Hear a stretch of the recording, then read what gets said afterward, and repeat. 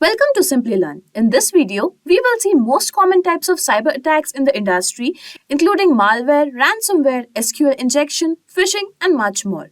Stick to the end of the video to get detailed knowledge on cyber attacks. But before we begin, consider subscribing to Simplilearn and hit the bell icon to never miss any updates from us. It's the year 2015, and Richard has just finished playing games on his computer. After a long gaming session, Richard tries to shut it down, but finds some random text file on the desktop that says ransom note.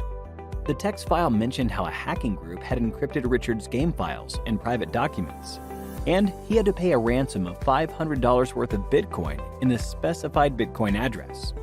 Richard quickly checked his files, only to see them being encrypted and unreadable. This is the story of how the TeslaCrypt ransomware spread in 2015, which affected thousands of gamers before releasing the master key used for encrypting the files. So, what is ransomware? For Richard to be targeted by such an attack, he must have installed applications from untrusted sources or clicked an unverified link. Both of them can function as gateways for a ransomware breach.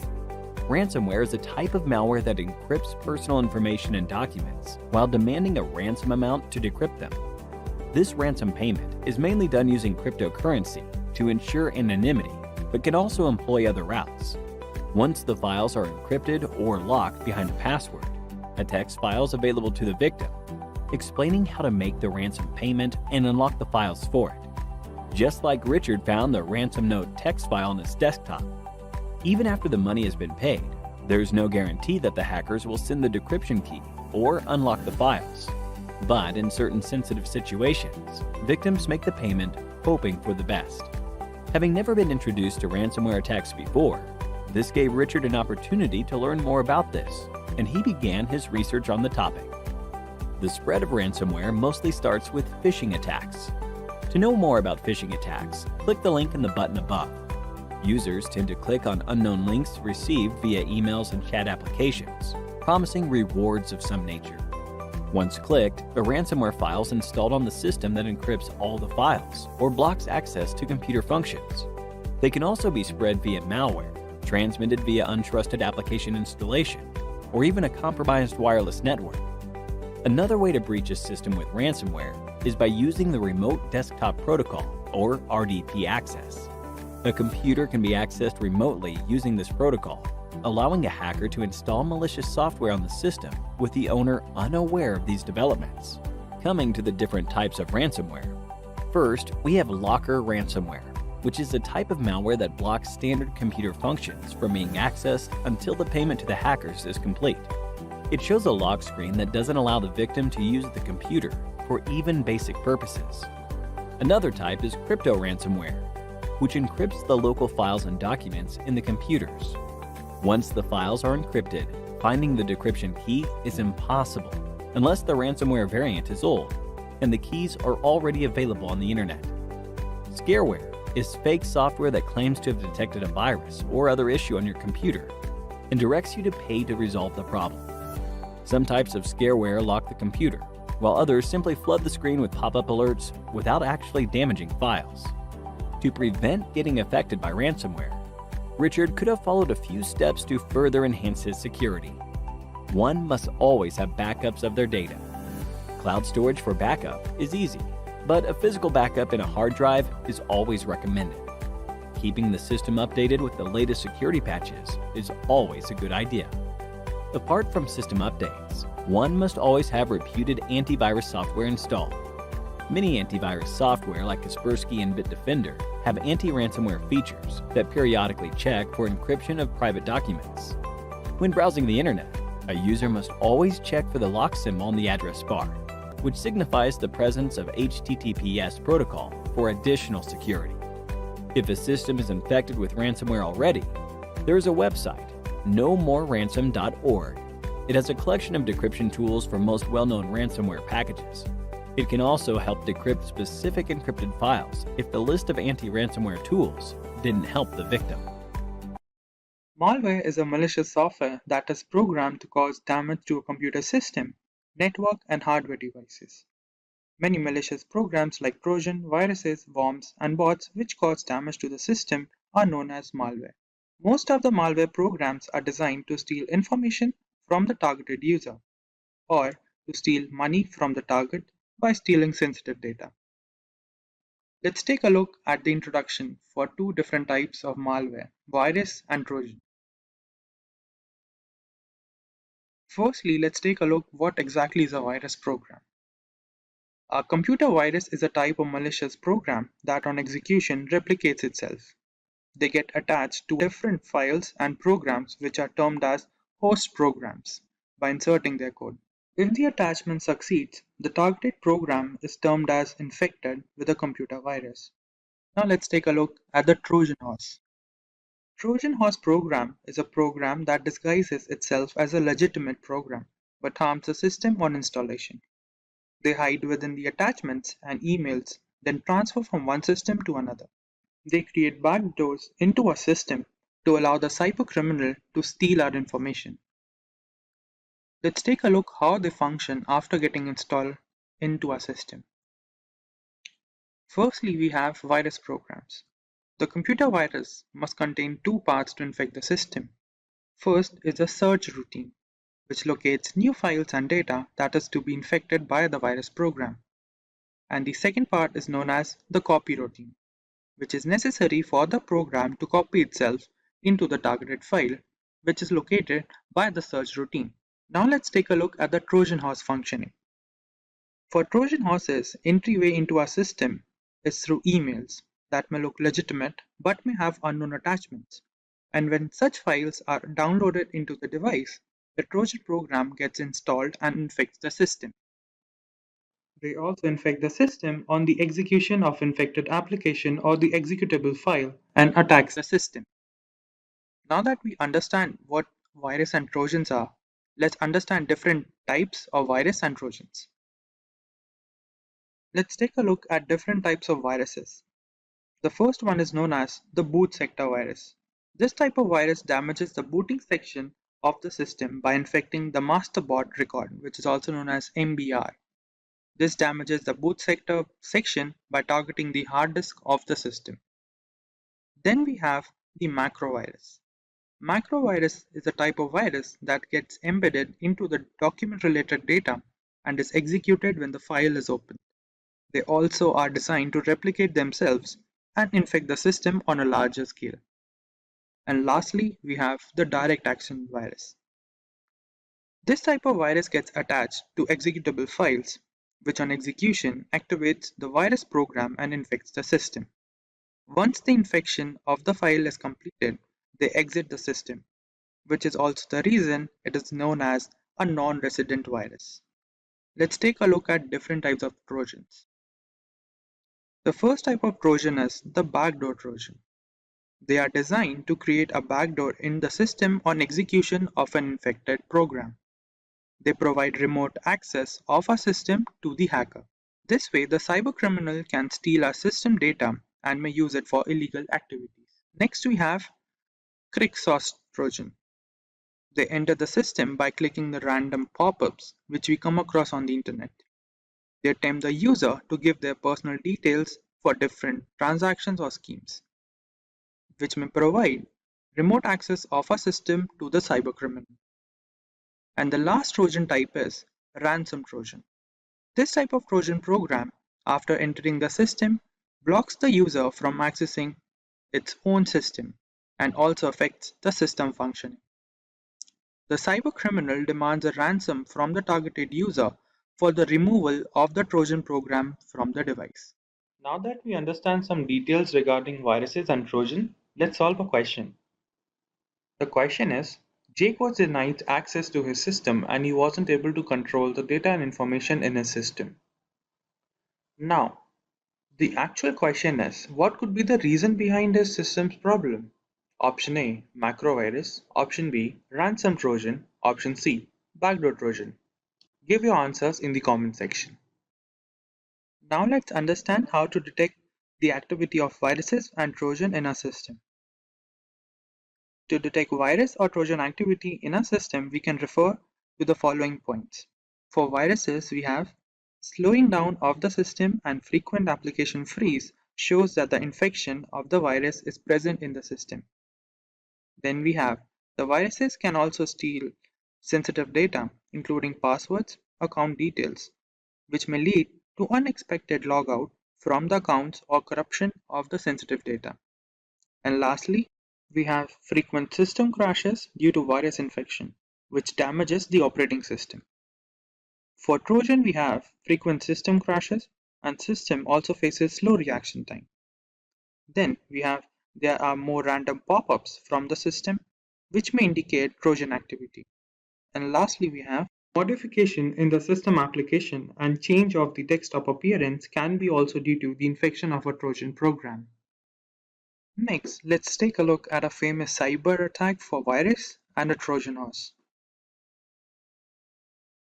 For virus, we have the MyDoom virus, which was identified in the year 2004, which affected over 50 million systems by creating a network of sending spam emails, which was to gain backdoor access into our systems. Next, for the Trojan horse, we have the Emotet Trojan program, which is specifically designed for financial theft and for stealing bank-related information. Next, we have few points for how to prevent virus entry or Trojan attack for a system. The most basic way of virus protection is to using antivirus and do regular virus scan. This will prevent virus entry in the system, and also having more than one antivirus provides much better protection. Then avoid visiting uncertified websites can also prevent virus entry into our system. Then we have using regular driver updates and system updates to prevent virus entry. For Trojan, we have using certified softwares from legal sites to prevent any Trojan activity in our system. And also avoid clicking random pop-ups that we often see on the internet. And lastly, using antivirus and firewalls for protection against Trojan horses is a good habit. Now that we have reached the end of the video, let's take a look what we learned. For the first part, we saw the main objective of the virus is to harm the data and information in a system, whereas for the Trojan we have stealing of the data files and information. Effect of viruses is more drastic in comparison to the Trojan horses. Then we have viruses which are non-remote programs, whereas Trojan horses are remote accessed. And lastly, viruses have the ability to replicate itself to harm multiple files, whereas Trojan does not have the replication ability. So let's begin with what is SQL injection. As the name suggests, SQL injection vulnerability allows an attacker to inject malicious input into a SQL statement. So SQL stands for Structured Query Language, which is a language used by an application to interact with a database. Now, normally this attack is targeted towards a database to extract the data that is stored within. However, the vulnerability does not lie in the database itself. The vulnerability will always lie in the application. It is the developer's prerogative of how to develop the application, how to configure it to prevent SQL injection queries from happening. A database is created to answer questions, and if a question is asked, it is supposed to answer it. Database needs to be configured for some amount of security, but the vulnerability, the flaw here for SQL injection will always lie in the application itself. It is how the application interacts with the database that needs to be modified, that needs to be maintained by the developer rather than just configuring the database itself.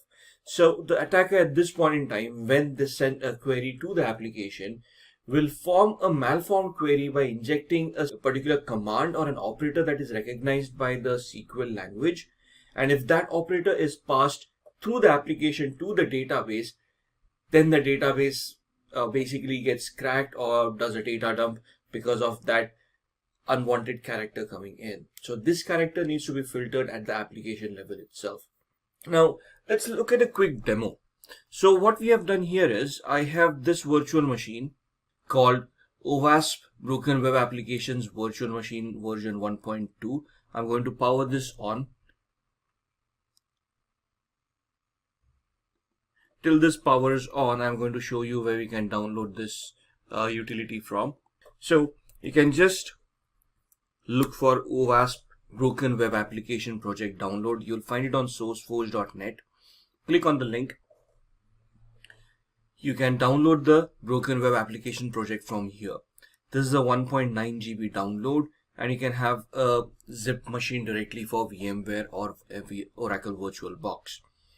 Now, this is an application that has been developed by OWASP, which stands for Open Web Application Security Project, which is a not-for-profit organization, and periodically releases the most top 10 risks that an application will face for that particular year.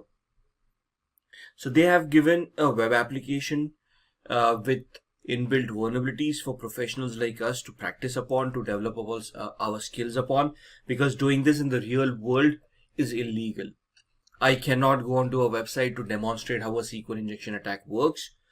Neither should you try your hands on it till you become very well rehearsed with it. So to upgrade your skills, to upskill yourself, please download this machine, host it in a VMware workstation or an Oracle VirtualBox, and you can then try your skills on it, right? So just going back to the browser here, if I open up a new tab, you'll see that this machine has booted up and has an IP address called 71.132. So if I just go onto that IP address and I type in 192.168.71.132, and you'll see the OWASP Broken Web Application Project, and there are a lot of training applications, realistic intentionally vulnerable applications, old versions of real applications, and so on and so forth. So there is a lot of applications inbuilt over here that you can try your skills upon. We are going to try to use the OWASP Mutility over here. This gives you the OWASP top 10 risks for 2010, 2013. 2017 is the latest one so far, but the difference between 2013 and 2017 is that some of these have changed, but not all of them.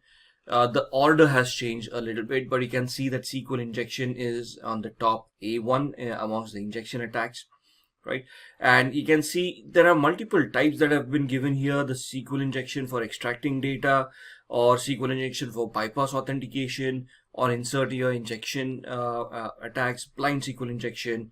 And then there is a tool called SQL Map, which is available freely on your Linux machines, Kali Linux or Parrot Linux, whichever you want to use for your practice targets, and so on and so forth. So if I just take you here for bypass authentication, and this is a regular login page that an application may have, right?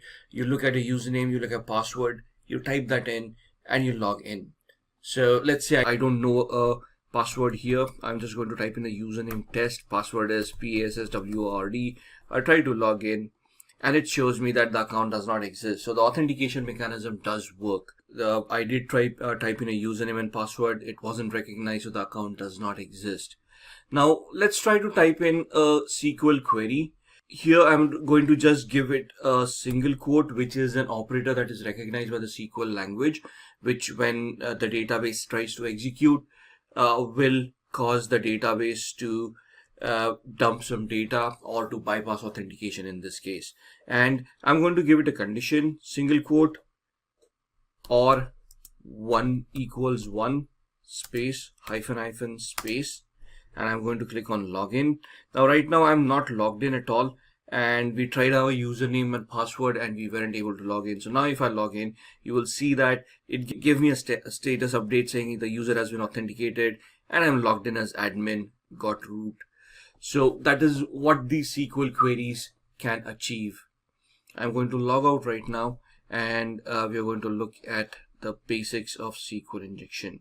So looking at that small demo, now let's look at what types of SQL injections are available. So the first is in-band SQL injection. There are two subtypes within in-band: error-based injection attack and a union-based injection attack. The second type is blind SQL injection attack, where there's a Boolean-based and a time-based attack. And the third one is out-of-bound SQL injection attack. Now, what is in-band SQL injection attack? In-band is where we are either attempting the error-based or the union-based. What is error-based? We send a query to the database, we craft a query to the database, and it generates an error message, and it dumps the error message right in front of us on the screen. That makes us realize that there is a flaw, and there is some information that is dumped on the screen, which we can then further utilize to craft our further queries as we go ahead. Whereas union based is it is where we combine multiple statements at the same time. So if you look at the URL, earlier in the URL, you would see a large structure in that URL. We can try to add two or more statements within the URL itself to combine them and then confuse the database into executing both the statements together and giving a data dump at the same time, right? So what would a error-based SQL injection look like? If I go back to the same database, which is here, right? And if you remember the username, we gave it a single quote or 1 equals 1 space hyphen hyphen space. We gave it the condition, right? So basically what it did was a single quote is an operator that goes to the database, selects the default table in the user tables in this database column, and then compares it to the condition that is given. So the condition that we gave was 1 equals 1, which is always true.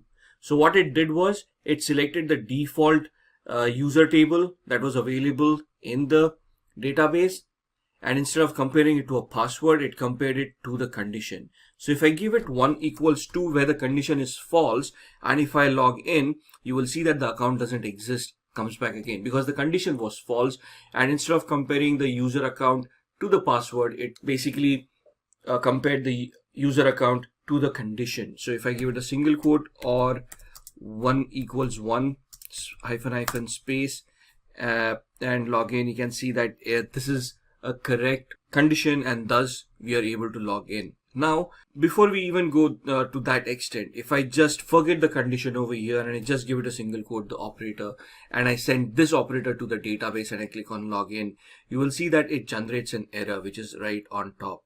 And it tells us the line, the file where the error happened, and you can see it happened in the MySQL handler.php file. Right, and then it gives us the message, you have an error in your SQL syntax, check the manual that corresponds to your MySQL server version for the right syntax to use. Now, why would a hacker want to do this in the first place? Because there are different types of databases. So there is a MySQL, MS SQL or Microsoft SQL, Oracle SQL, IBM DB2. All of these are variations of the SQL database.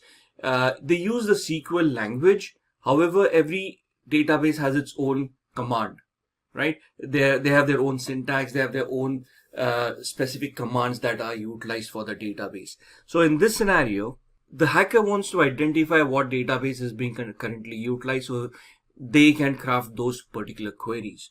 So now with this injection, with just me sending the quote and the error getting generated, I now come to know that we are using a MySQL server, and the version of that server is 5.1.73, and the rest of the information about where the handlers are located and so on and so forth.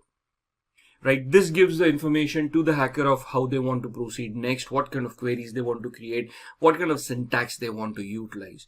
So error-based attack is where you generate these kind of errors and you get this information. The union-based is where you craft your queries within the URL.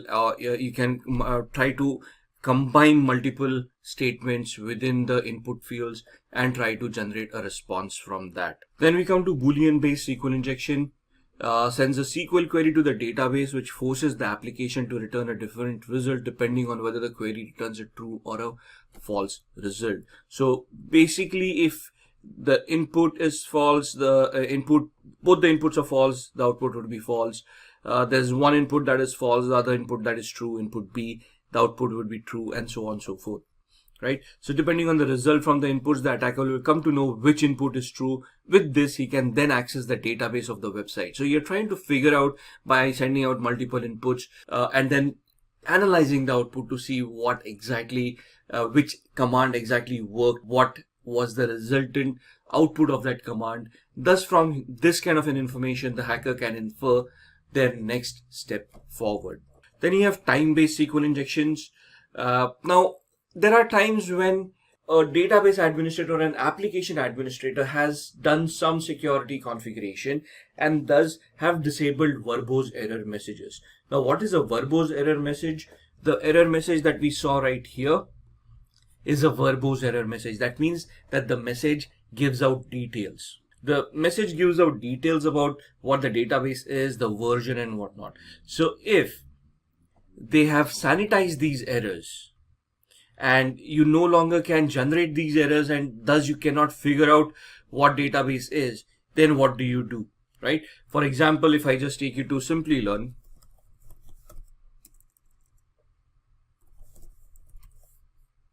and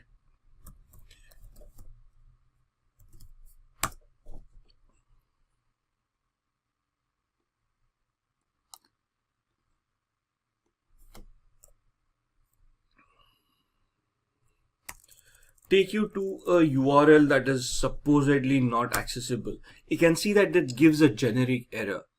Oops, like it looks like you have crash landed on Mars. It doesn't give you a verbose error that we saw here. So this gives us a detailed error of what went wrong, where it gives us the database, the version of the database, and where the query went wrong, and etc, etc, etc. Whereas on this site, where there's a lot of security that goes in here, so you can see that it doesn't generate a error. It just get a generic page in front of you. So in that case, what does a hacker do? So the hacker then injects a time-based query in the URL, which allows us to verify whether the command is being executed or not. So we put in a time wait, let's say 10 seconds of time wait. So if the moment we inject the query, if the query times for 10 seconds and then gets executed, that means that the SQL injection is possible. However, if we inject the query and it just gets executed without the delay, that means that the time injection attack would not be possible on that particular site. Out of bound is not a very common attack. It depends on the features being enabled on the database management system that is being used by the web application. So this can be a somewhat of a misconfiguration error by the database administrator, where you have enabled functions and not sanitized them. So you have not done in access controls properly. You have not given account control. So queries should never be executed at an administrative level. They should always be executed at a user level with minimum privileges that are required for that query to be executed.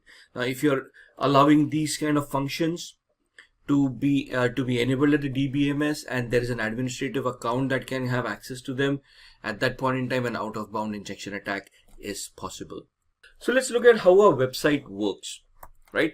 How SQL works on a website. Now the website is constructed of HTML, hypertext markup language, which would include JavaScripting for functionality, cascading style sheets for the mapping of the website, right?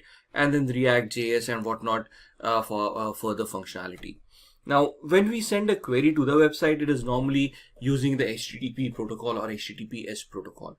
When the query reaches the application would then go ahead and generate the SQL query.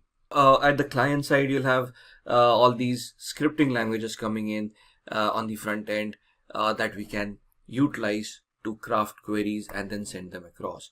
At the server side, you'll have databases like Oracle, MySQL, MS SQL, and so on and so forth that will then execute those queries, right? So just to give you an example, if I use a tool called Postman, what we generally do when we craft a query is we send out a GET request to the website, and then we receive a response from the site with the HTML code and everything. So this is a tool that is utilized by software testers to test the responses that you're going to get from various websites.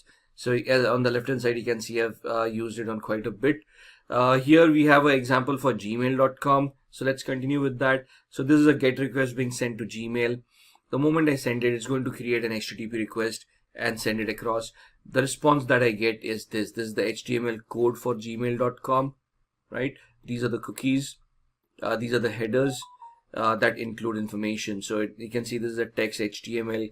Character set utilized is UTF-8, and the configuration that has been done with the application, right? So this is where everything comes in. This is the cookie that has been sent with that particular request that I had sent out. Now, if we analyze this query, right? So when we went on to this application and I typed in that single quote and we generated this error, right? You can see that the application converted this into a SQL query. So the query was select username from accounts where the username in quotes, single quotes, and we use the quote, right? The single quote right there. So that's where we use that operator, and that's where the exception error occurred. So these are the kind of queries that are structured by the application and then taken on to the database for execution. When we type in, it is a HTTP GET request with the username and password within that query that is sent to the application. The application converts it into a SQL query, sends it to the database, and the database responds with the appropriate response. So how do we prevent SQL injection in the first place? Use prepared statements and parameterized queries. These statements make sure that the parameters passed into SQL statements are treated in a safe manner. So for example, we saw that the single quote was an operator. This shouldn't be allowed to be utilized in the first place, right? So here, what we are doing here is a secure way of running a SQL query in the JDBC using a parameterized statement. Define which user we want to find. So there's a string, the email comes in. Connection to the database, we are going to figure out how the connection is going to be passed, how it is going to be created. Construct the SQL statement we want to run specifying the parameter, right? So we define how is it going to be created, what is going to be created, what can be passed to the database and what should not be passed to the database. So that is one way of utilizing prepared statements and parameterized queries. Then we have object relational mapping. Most development teams prefer to use object relational mapping frameworks to make the translation of SQL results set into code objects more seamless. So this is an example of object relational mapping where we map certain objects and allow that to be executed. And then escaping inputs. It is a simple way to protect against most SQL injection attacks. Many languages have standard functions to achieve this. Right, so you need to be very careful while using escape characters in your code base when a SQL statement is constructed. Not all injection attacks rely on abuse of code characters. So you need to know what characters are being utilized in the configuration that you have created, in the structure that you have created, in the code that you have created. Which characters are being recognized as operators. You need to sanitize those operators, and you need to basically ensure that these operators cannot be accepted as user input. If they are, they're weeded out by the application and they never reach the database. Other methods of preventing SQL injection are password hashing, so that passwords cannot be bypassed, the passwords cannot be recovered, passwords cannot be cracked. Third-party authentication, you use OAuth or some other service for a single sign-on mechanism. Thus, you rely on a third party to maintain the security of authentication and what kind of parameters are passed. For example, using LinkedIn logins or Facebook logins, right? For the layman, you normally go onto Facebook and you allow, if you're using a game, right? If you start playing a game, you're allowed to log into the game using your Facebook credentials or your Google credentials. Now that is not just for ease of use, but the game user, the developer, has outsourced the authentication mechanisms to third parties such as Facebook or Google, because they understand that that authentication mechanism is as safe as can be.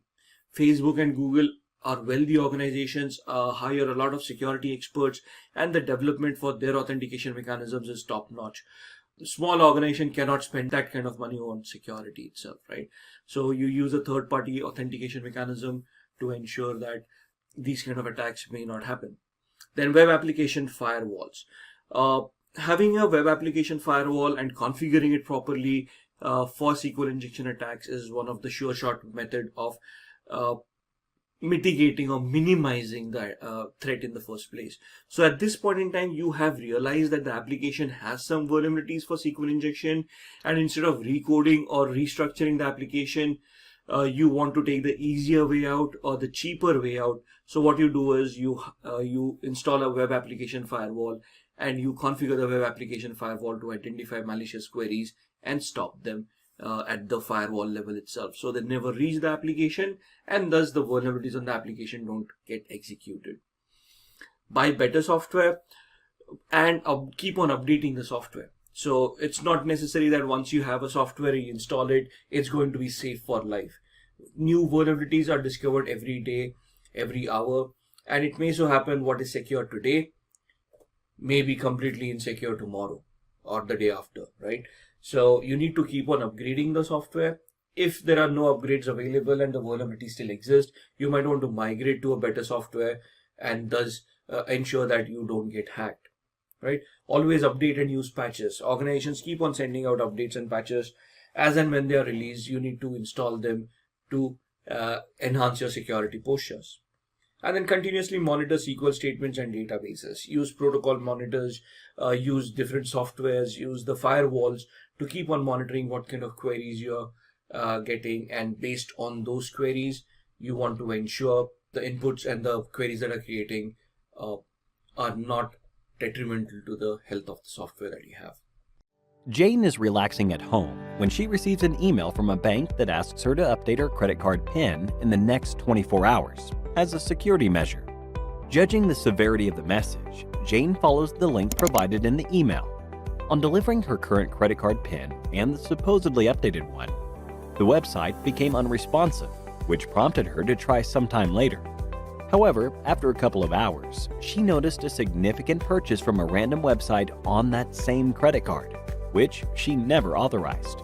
Frantically contacting the bank, Jane realized the original email was a counterfeit or a fake message with a malicious link that entailed credit card fraud. This is a classic example of a phishing attack. Phishing attacks are a type of social engineering where a fraudulent message is sent to a target on the premise of arriving from a trusted source. Its basic purpose is to trick the victim into revealing sensitive information like passwords and payment information. It's based on the word phishing, which works on the concept of baits.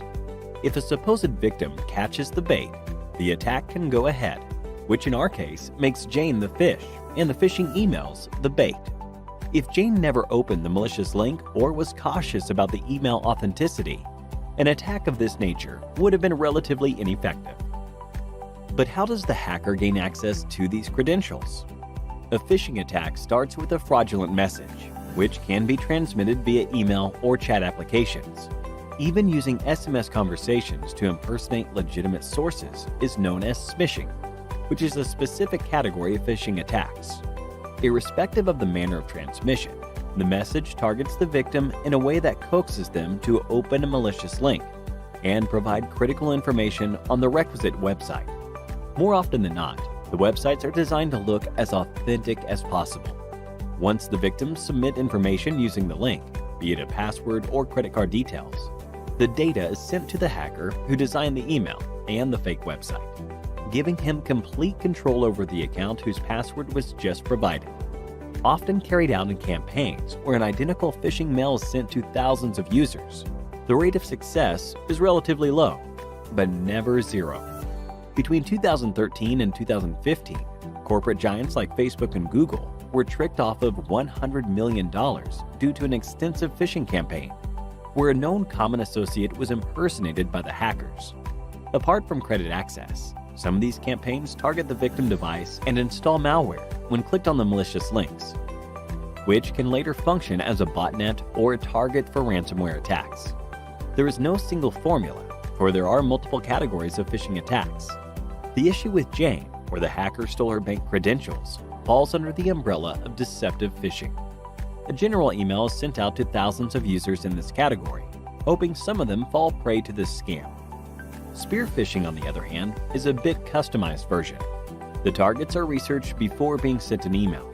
For example, if you never had a Netflix subscription, sending you an email that seems like the Netflix team sends it becomes pointless. This is a potential drawback of deceptive phishing techniques. On the other hand, a simple screenshot of a Spotify playlist being shared on social media indicates a probable point of entry. The hacker can send counterfeit messages to the target user while implying the source of such messages being Spotify, tricking them into sharing private information. Since the hacker already knows the target uses Spotify, the chances of victims taking the bait increase substantially. For more important targets like CEOs and people with a fortune on their back, the research done is tenfold, which can be called a case of whaling. The hackers prepare and wait for the right moment to launch their phishing attack, often to steal industry secrets for rival companies or sell them off at a higher price. Apart from just emails, pharming focuses on fake websites that resemble their original counterparts as much as possible. A prevalent method is to use domain names like Facebook with a single O or YouTube with no E. These are mistakes that people make when typing the full URL in the browser, leading them straight to a counterfeit web page, which can fool them into submitting private data. A few more complex methods exist to drive people onto fake websites, like ARP spoofing and DNS cache poisoning, but they are rarely carried out due to time and resource constraints. Now that we know how phishing attacks work, let's look at ways to prevent ourselves from becoming victims. While the implications of a phishing attack can be extreme, protecting yourself against these is relatively straightforward.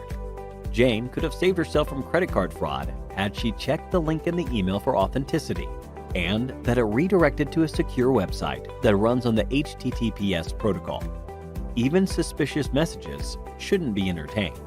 One must also refrain from entering private information on random websites or pop-up windows, irrespective of how legitimate they seem. It is also recommended to use secure anti-phishing browser extensions like Cloudfish to sniff out malicious emails from legitimate ones. The best way to prevent phishing is browsing the internet with care and being on alert for malicious attempts at all times. Start by learning about cross-site scripting from a layman's perspective. Cross-site scripting, also known as XSS, is a type of code injection attack that occurs on the client side. The attacker intends to run harmful scripts in the victim's web browser by embedding malicious code in a genuine web page or online application. The real attack takes place when the victim hits the malicious code-infected web page or online application. The web page or application serves as a vehicle for the malicious script to be sent to the user's browser. Forums, message boards, and online pages that enable comments are vulnerable vehicles that are frequently utilized for cross-scripting assaults. A web page or web application is vulnerable to XSS if the output it creates contains unsanitized user input. The victim's browser must then parse this user input. In VBScript, ActiveX, Flash, and even CSS, cross-site scripting attacks are conceivable. They are nevertheless most ubiquitous in JavaScript, owing to the fact that JavaScript is most important to most browser experiences nowadays. The main purpose of this attack is to steal the other user's identity, be it via cookies, session tokens, and other information. In most of the cases, this attack is being used to steal the other person's cookies. As we know, cookies help us to log in automatically. Therefore, with the stolen cookies, we can log in with other identities. And this is one of the reasons why this attack is considered as one of the riskiest attacks. It can be performed with different client-side programming languages as well. Cross-site scripting is often compared with similar client-side attacks, as client-side languages are mostly being used during this. However, an XSS attack is considered riskier because of its ability to damage even less vulnerable technologies. Most often, this attack is performed with JavaScript and HTML. JavaScript is a programming language that runs on web pages inside your browser. The client-side code adds functionality and interactivity to the web page and is used extensively on all major applications and CMS platforms. Unlike server-side languages such as PHP, JavaScript code runs inside your browser and cannot impact the website for other visitors. It is sandboxed to your own navigator and can only perform actions within your own browser window. While JavaScript is client-side and does not run on the server, it can be used to interact with the server by performing background requests. Attackers can then use these background requests to add unwanted spam content to a web page without refreshing it. They can then gather analytics about the client's browser or perform actions asynchronously. The manner of attack can range in a variety of ways. It can be a single link which the user must click on to initiate a JavaScript piece of code. It can be used to show any piece of images that can be later used as a front-end for malicious code being installed as malware. With the majority of internet users unaware of how metadata works or the ways in which web requests are called, the chances of victims clicking on a redirecting links is far too high. Cross-site scripting can occur on the malicious script executed at the client side using a fake page or even a form that is displayed to the user. On websites with displayed advertisements, malicious emails can also be sent to the victim. These attacks occur when the malicious user finds the vulnerable parts of the website and sends it as appropriate malicious input.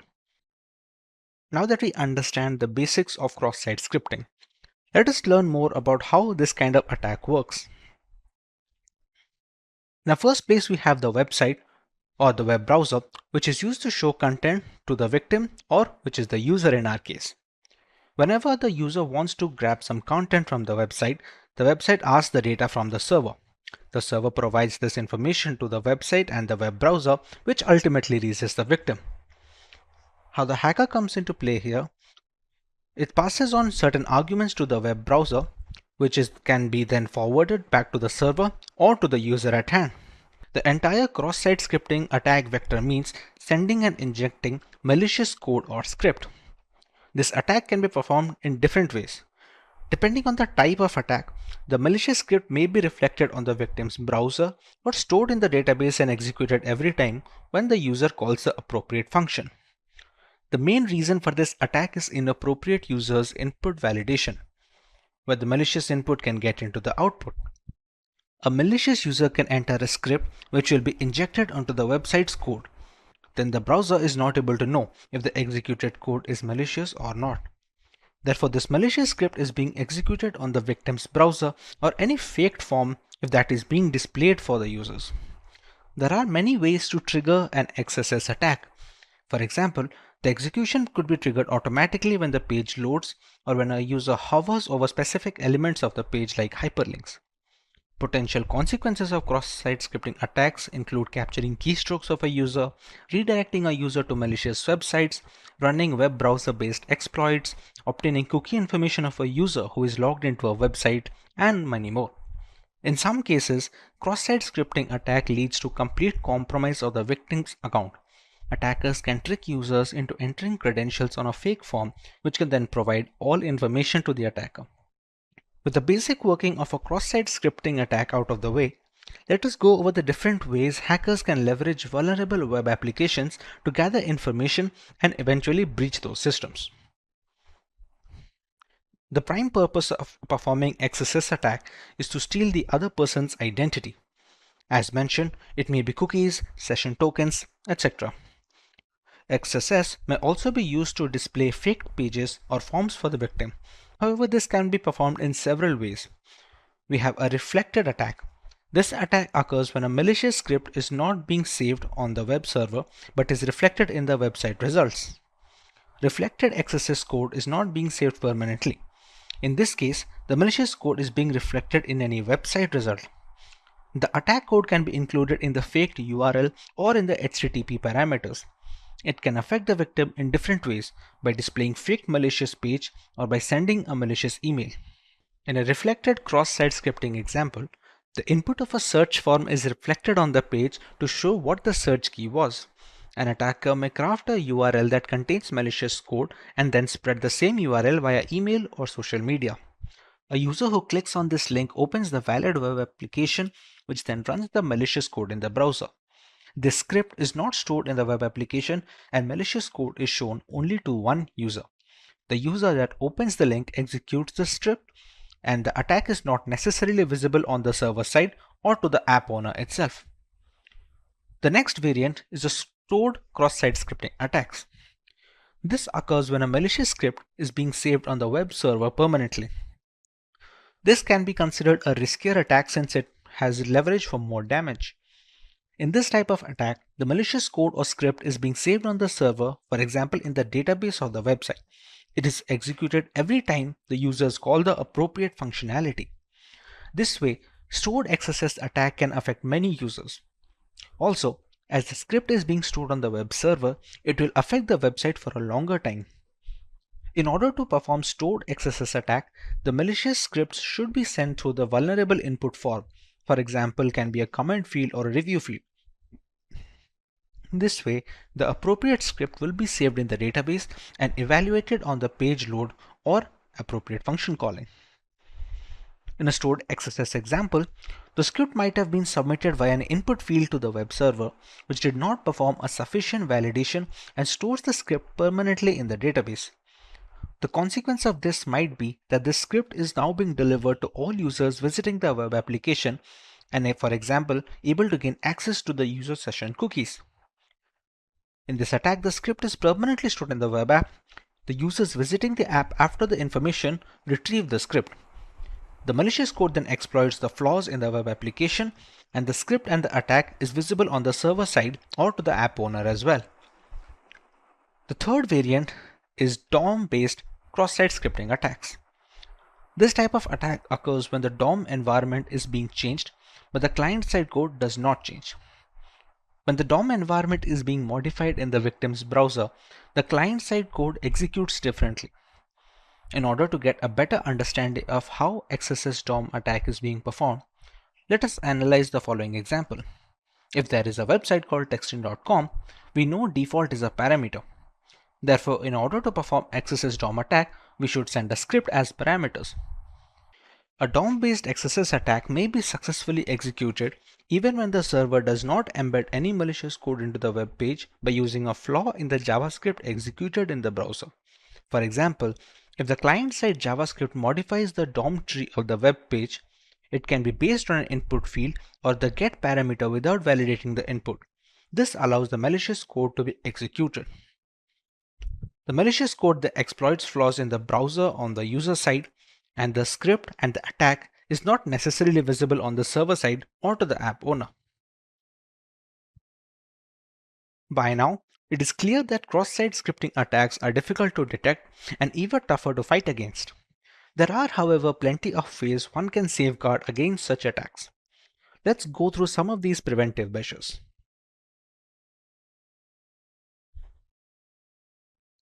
Like mentioned earlier, XSS attacks are sometimes difficult to detect. However, this can be changed if you get some external help. A way to prevent XSS attacks is using automated testing tools like Crash Test Security Suite or Akinetic Security Suite. Still, manual testing is highly time consuming and costly, and therefore not possible to be done for every iteration of your web application. Consequently, your code shouldn't be untested before any release. Using automated security, you can scan your web application for cross-site scripting and other critical vulnerabilities before every release.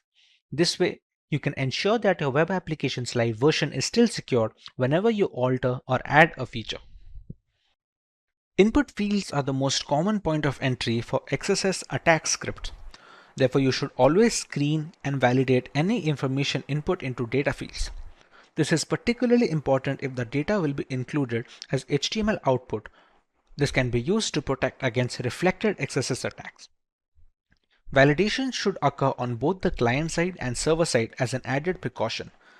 This helps validating the data before it's being sent to the servers and can also protect against persistent XSS scripts. This can be accomplished using JavaScript. XSS attacks only appear if any user input is being displayed on the web page. Therefore, try to avoid displaying any untrusted user input if possible. If you need to display user data, restrict the places where the user input might appear. Any input displayed inside a JavaScript tag or a URL shown on the site is much more likely to be exploited than the input that appears inside a division or a span element inside the HTML body. Protecting against XSS vulnerabilities typically requires properly escaping user-provided data that is placed on the page. Rather than trying to determine if the data is user-provided and could be compromised, we should always play it safe and escape data whether it is user-provided or not. Unfortunately, because there are many different rules for escaping, you still must choose the proper type of escaping before settling on a final code. Encoding should be applied directly before user-controllable data is written to a page because the context you're writing into determines what kind of encoding you need to use. For example, values inside a JavaScript string require a different type of escaping to those in an HTML context. Sometimes you'll need to apply multiple layers of encoding in the correct order. For example, to safely embed user input inside an event handler, you need to deal with both JavaScript context and the HTML context. So you need to first Unicode escape the input and then HTML encode it. Content Security Policy, or CSP, is a computer security standard introduced to prevent cross-site scripting, clickjacking, and other code injection attacks resulting from the execution of malicious content in the trusted web page context. It is a candidate recommendations of the W3C working group on web application security. It's widely supported by modern web browsers and provides a standard method for website owners to declare approved origins of content that browsers should be allowed to load on their website. HTTP only is an additional flag included in a set cookie HTTP response header. Using the HTTP only flag when generating a cookie helps mitigate the risk of client-side script accessing the protected cookie, that is if the browser supports it. If the HTTP only flag is included in the HTTP response header, the cookie cannot be accessed through a client-side script. Again, this is if the browser supports this flag. As a result, even if a cross-site scripting flaw exists and a user accidentally accesses a link that exploits this flaw, the browser will not reveal the cookie to a third party. If a browser does not support HTTP only and a website attempts to set an HTTP only cookie, the HTTP only flag will be ignored by the browser, thus creating a traditional script accessible cookie. As a result, the cookie becomes vulnerable to theft of modification by any malicious script. Next on our docket is a live demonstration where we solve a set of cross-site scripting problems starting from the basic level to the topmost level 6. We're going to start at level 1. In this web application, it demonstrates the common cause of cross-site scripting where user input is directly included in the page without proper escaping. If we interact with a vulnerable application window here and find a way to make it execute JavaScript of our choosing, we can take actions inside the vulnerable window or directly edit its URL bar. This task needs only basic knowledge. Let's see why the most primitive injections work here right away. Let's do a simple query and inspect the resulting HTML page. I'm going to use this phrase with a single quote as a special character. We can now inspect the HTML page.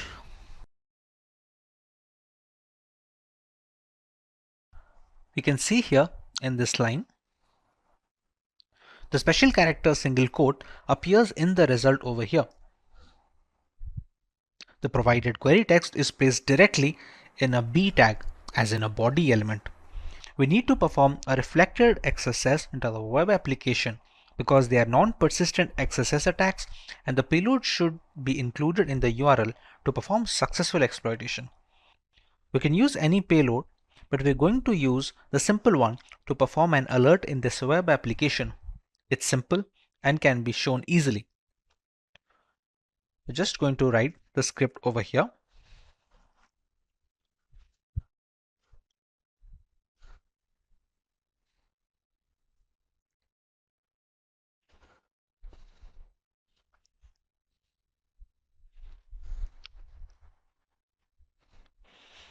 And we're going to press search. As you can see, we have successfully launched our first cross-site scripting attack. We can see an alert box pop up with the necessary message, and a similar process can be used to steal browser cookies and passwords, albeit with different commands. Now we have the option to move to level 2. In this web application, it shows that how easily XSS bugs can be introduced in complex chat applications. Chat app conversations are stored in a database and retrieved when a user wants to see the conversation. Therefore, if a malicious user injects some JavaScript code, all visitors will be infected. This kind of cross-site scripting attack is more powerful and it is more riskier than reflected cross-site scripting attacks, and that's why it is known as stored XSS. I posted my query with a special character of a single quote, and this is what I get. Whatever I typed in simply appeared on the page right after I click on Share Status. Let's see the source.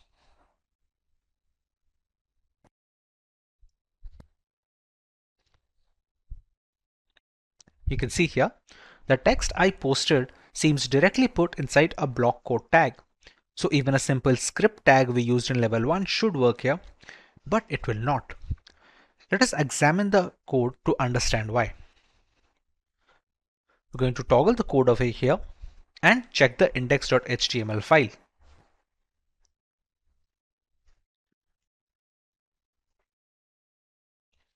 Important part is line 32. The generated HTML fragment, which is the HTML variable in the code, is added to the mail HTML using the inner HTML method. So when the browser parsing this HTML fragment, it will not execute any script tag defined within that HTML fragment. HTML parser will not execute a script tag when it parses HTMLs via this method. This is why the script tag like we used in level 1 is not going to work here. Our solution is to use events. Events will execute the defined JavaScripts. We're going to use an image over here.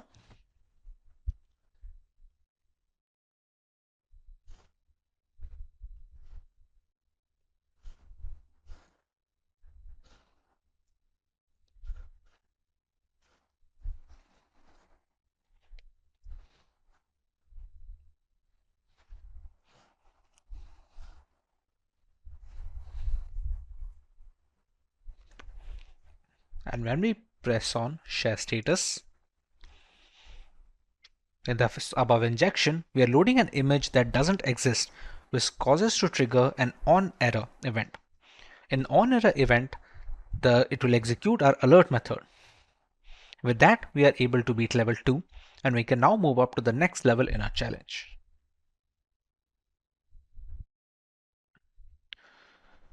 As you can see, clicking on any tab causes the tab number to be displayed in the URL fragment.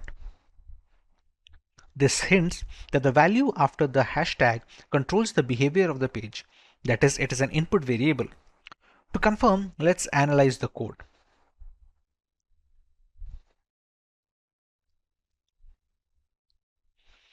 As you can see in line 43, inside the event handling, the value provided after the hash in the URL is directly passed onto the choTab method.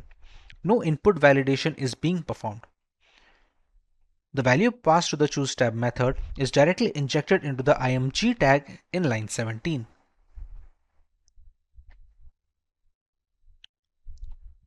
This is an unsafe assignment and it is the vulnerable part of the code.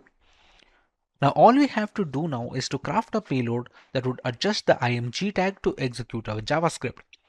Remember, the script tag from level 1 would not work here since the variable HTML is used to add the DOM dynamically. Hence the events are our aces here once again. I will choose to use the existing img tag and change the source to something that doesn't exist, hence forcing it to fall in to execute an onError, even which I will pass the URL.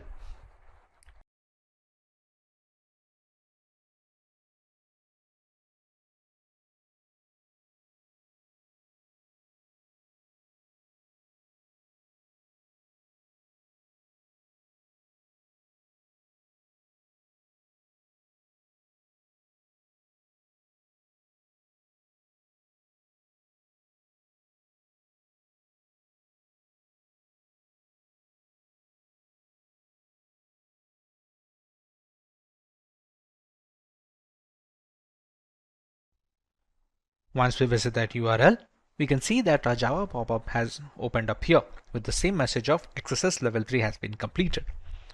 With this, we can now move on to level 4, which is going to present a different kind of attack. In this web application, there is a timer on the page. That means whatever numbers we put in the box, a countdown starts. And then when it finishes, the application alerts that the countdown is finished. And we can see the time is up pop-up appearing over here, and this resets the timer again. Now it is obvious that the value entered in the text box is transferred to the server over the timer parameter in the URL. Let us examine the code to see how the timer parameter is being handled. We're going to visit timer.html over here. And we're going to check over here. In line 21, the start timer method is being called in the onload event. However, the timer parameter is being directly passed to the start timer method. We need to perform a pop-up alert in the web application which escapes the content of the function start timer without breaking the JavaScript code. The parameter value is directly added to the start timer method without any filtering. What we can try to do here is to inject an alert function to be executed inside the onload event along with the start timer method. We're going to remove this argument and put our script over here.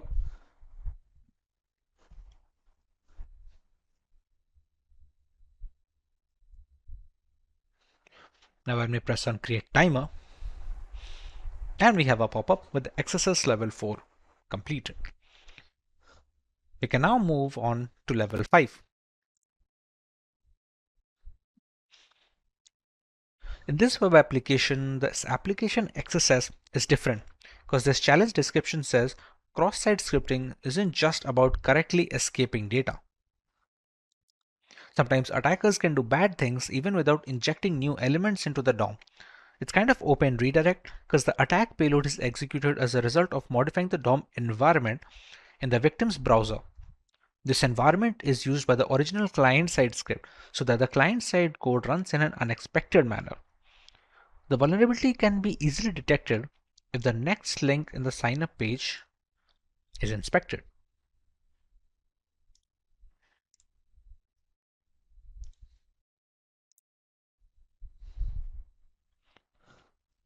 The href attribute value of next link is confirmed, which is exactly the value of the next URL query parameter, as you can see over here. This means using the next query parameter can be used to inject a JavaScript code to the href attribute of the next link. The following is the best way to do it. As soon as the user clicks on the link, the script will be triggered.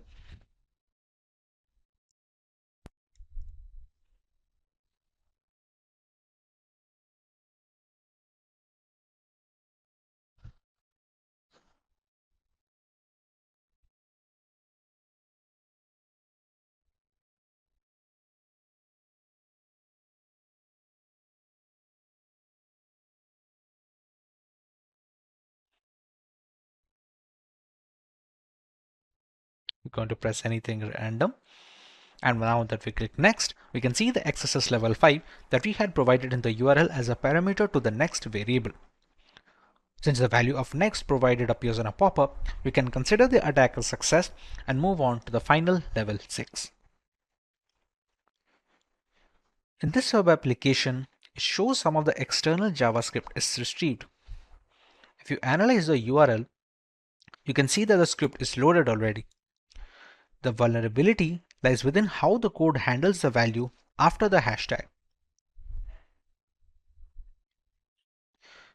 If you check on line 45, the value right after the hashtag is taken as the gadget name. And then in line 48, the value is directly passed on to the include gadget method. And in the include gadget method that we can see over here, you can see in line 18, a script tag is created and the URL gadget name parameter value is directly used as the source attribute of the script tag in line 28. This means we can completely control the source attribute of the script tag that is being created. That is, with this vulnerability, we can inject our own JavaScript file into the code. We can inject a URL of our own hosted JavaScript into the web application's URL after the hashtag, and the URL should not be using HTTPS but anything like that to bypass the regular expression for security checking. We're going to remove the pre-stored URL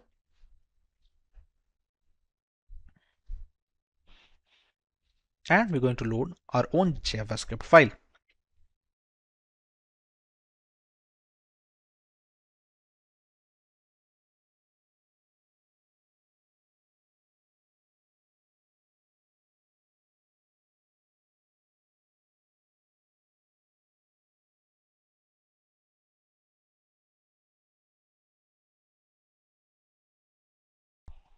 Finally, we have reached the end of our challenge. We completed 6 different varieties of cross-scripting attacks and used different solutions for all of the 6 questions. With work from home being the norm in today's era, People spend considerable amount of time on the internet, often without specific measures to ensure a secure session. Apart from individuals, organizations worldwide that host data and conduct business over the internet are always at the risk of a DDoS attack. These DDoS attacks are getting more extreme, with hackers getting easy access to botnet farms and compromised devices. As can be seen in the graph, 3 of the 6 strongest DDoS attacks were launched in 2021, with the most extreme attack occurring just last year in 2020. Lately, cybercriminals have been actively seeking out new services and protocols for amplifying these DDoS attacks. Active involvement with hacked machines and botnets allow further penetration into the consumer space, allowing much more elaborate attack campaigns. Apart from general users, multinational corporations have also had their fair share of problems. GitHub, a platform for software developers, was the target of a DDoS attack in 2018. Widely suspected to be conducted by Chinese authorities, this attack went on for about 20 minutes, after which the systems were brought into a stable condition. It was the strongest DDoS attack to date at the time and made a lot of companies reconsider the security practices to combat such attacks. Even after years of experimentation, DDoS attacks are still at large and can affect anyone in the consumer and corporate space. Hey everyone, this is Vaibhav from Simplilearn and welcome to this video on what is a DDoS attack. Let's learn more about what is a DDoS attack. A distributed denial of service attack, or DDoS, is when an attacker or attackers attempt to make it impossible for a service to be delivered. This can be achieved by thwarting access to virtually anything: servers, devices, services, networks, applications, and even specific transactions within applications. In a DOS attack, it's one system that is sending the malicious data or requests.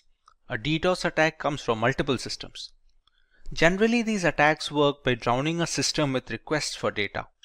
This could be sending a web server so many requests to serve a page that it crashes under the demand, or it could be a database being hit with a high volume of queries. The result is available internet bandwidth, CPU, and RAM capacity become overwhelmed. The impact could range from a minor annoyance from disrupted services to experiencing entire websites, applications, or even entire businesses taking offline. More often than not, these attacks are launched using machines in a botnet. A botnet is a network of devices that can be triggered to send requests from a remote source, often known as the command and control center. The bots in the network attack a particular target, thereby hiding the original perpetrator of the DDoS campaign. But how do these devices come under a botnet? And what are the requests being made to the web servers? Let's learn more about these and how DDoS attacks work. A DDoS attack is a two-phase process. In the first phase, a hacker creates a botnet of devices. Simply put, a vast network of computers are hacked via malware, ransomware, or just simple social engineering. These devices become a part of the botnet, which can be triggered anytime to start bombarding a system or a server on the instruction of the hacker that created the botnet. The devices in these networks are called bots or zombies. In the second phase, a particular target is selected for the attack. When the hacker finds the right time to attack, all the zombies in the botnet network send these requests to the target, thereby taking up all the server's available bandwidth. These can be simple ping requests or complex attacks like SYN flooding and UDP flooding. The aim is to overwhelm them with more traffic than the server or the network can accommodate. The goal is to render the website or service inoperable. There is a lot of wiggle room when it comes to the type of DDoS attack a hacker can go with. Depending on the target's vulnerability, we can choose one of the 3 broad categories of DDoS attacks. Volume-based attacks use massive amounts of bogus traffic to overwhelm a resource. It can be a website or a server. They include ICMP, UDP, and spoofed packet flood attacks. The size of volume-based attack is measured in bits per second. These attacks focus on clogging all the available bandwidth for the server, thereby cutting the supply short. Several requests are sent to the server, all of which warrant a reply, thereby not allowing the target to cater to the general legitimate users. Next, we have the protocol level attacks. These attacks are meant to consume essential resources of the target server. They exhaust the load balancers and firewalls, which are meant to protect the system against the DDoS attacks. These protocol attacks include SYN floods and Smurf DDoS, among others, and the size is measured in packets per second. For example, in an SSL handshake, server replies to the hello message sent by the hacker, which will be the client in this case, but since the IP is spoofed and leads nowhere, the server gets stuck in an endless loop of sending the acknowledgement without any end in sight. Finally, we have the application level attacks. Application layer attacks are conducted by flooding applications with maliciously crafted requests. The size of application layer attacks is measured in requests per second. These are relatively sophisticated attacks that target the application and operating system level vulnerabilities. They prevent the specific applications from delivering necessary information to users and hog the network bandwidth up to the point of a system crash. Examples of such an attack are HTTP flooding and BGP hijacking. A single device can request data from a server using HTTP POST or GET without any issues. However, when the requisite botnet is instructed to bombard the server with thousands of requests, the database bandwidth gets jammed and it eventually becomes unresponsive and unusable. But what about the reasons for such an attack?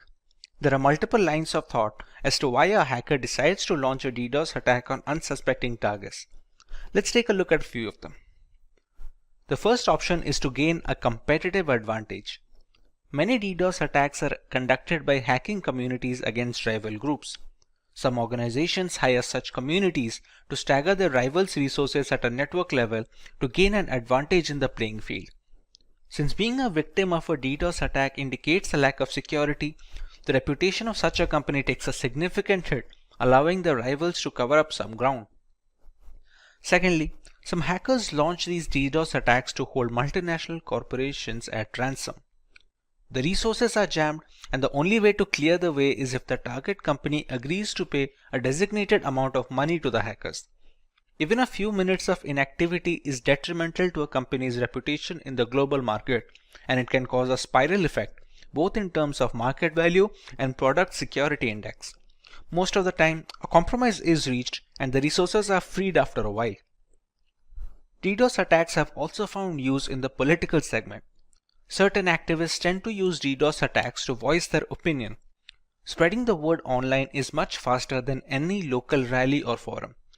Primarily political, these attacks also focus on online communities, ethical dilemmas, or even protests against corporations. Let's take a look at a few ways that companies and individuals can protect themselves against DDoS attacks. The company can employ load balancers and firewalls to help protect the data from such attacks. Load balancers reroute the traffic from one server to another in a DDoS attack. This reduces the single point of failure and adds resiliency to the server data. A firewall blocks unwanted traffic into a system and manages the number of requests made at a definite rate. It checks for multiple attacks from a single IP and occasional slowdowns to detect a DDoS attack in action. Early detection of a DDoS attack goes a long way in recovering the data lost in such an event. Once you've detected the attack, you will have to find a way to respond. For example, you will have to work on dropping the malicious DDoS traffic before it reaches your server so that it doesn't throttle and exhaust your bandwidth. Here's where you will filter the traffic so that only legitimate traffic reaches the server. By intelligent routing, you can break the remaining traffic into manageable chunks that can be handled by your cluster resources. The most important stage in DDoS mitigation is where you will look for patterns of DDoS attacks and use those to analyze and strengthen your mitigation techniques. For example, blocking an IP that's repeatedly found to be offending is a first step. Cloud providers like Amazon Web Services and Microsoft Azure, who offer high levels of cybersecurity, including firewalls and threat monitoring software, can help protect your assets and network from DDoS criminals. The cloud also has greater bandwidth than most private networks, so it is likely to fail if under the pressure of increased DDoS attacks. Additionally, reputable cloud providers offer network redundancy, duplicating copies of your data, systems, and equipment, so that if your service becomes corrupted or unavailable due to a DDoS attack, you can switch to a secure access on backed up versions without missing a beat. One can also increase the amount of bandwidth available to a host server being targeted. Since DDoS attacks fundamentally operate on the principle of overwhelming systems with heavy traffic, simply provisioning extra bandwidth to handle unexpected traffic spikes can provide a measure of protection. This solution can prove expensive as a lot of that bandwidth is going to go unused most of the time. A content delivery network, or a CDN, distributes your content and boosts performance by minimizing the distance between your resources and end users. It stores the cached version of your content in multiple locations, and this eventually mitigates DDoS attacks by avoiding a single point of failure when the attacker is trying to focus on a single target. Popular CDNs include Akamai CDN, Cloudflare, AWS CloudFront, etc. Let's start with our demo regarding the effects of DDoS attacks on a system. For our demo, we have a single device that will attack a target, making it a DOS attack of sorts. Once a botnet is ready, multiple devices can do the same and eventually emulate a DDoS attack. To do so, we will use the virtualization software called VMware with an instance of Cybersecurity operating system running. For a target machine, we will be running another VMware instance of a standard Linux distribution known as Linux Lite. In a target device, we can use Wireshark to determine when the attack begins and see the effects of the attack accordingly. This is Linux Lite, which is our target machine, and this is Cybersecurity, which is used by the hacker when trying to launch a DDoS attack. This is just one of the distros that can be used. To launch the attack, we must first find the IP address of our target. So to find the IP address, we open the terminal.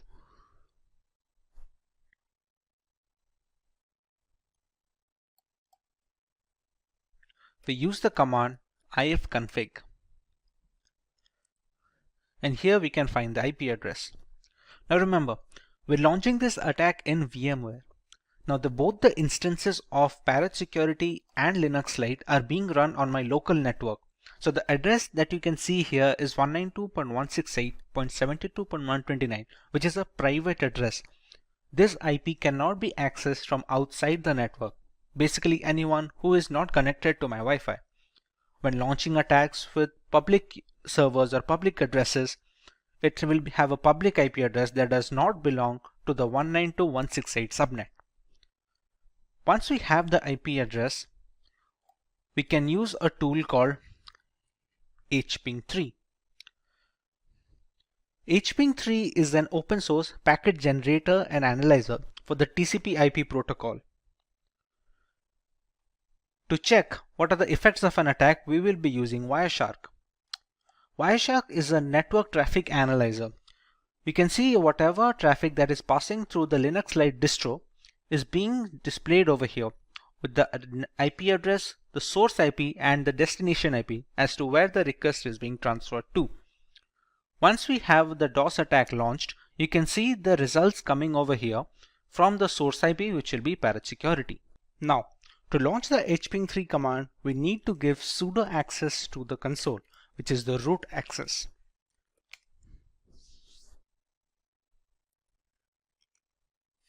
Now, we have the root access for the console.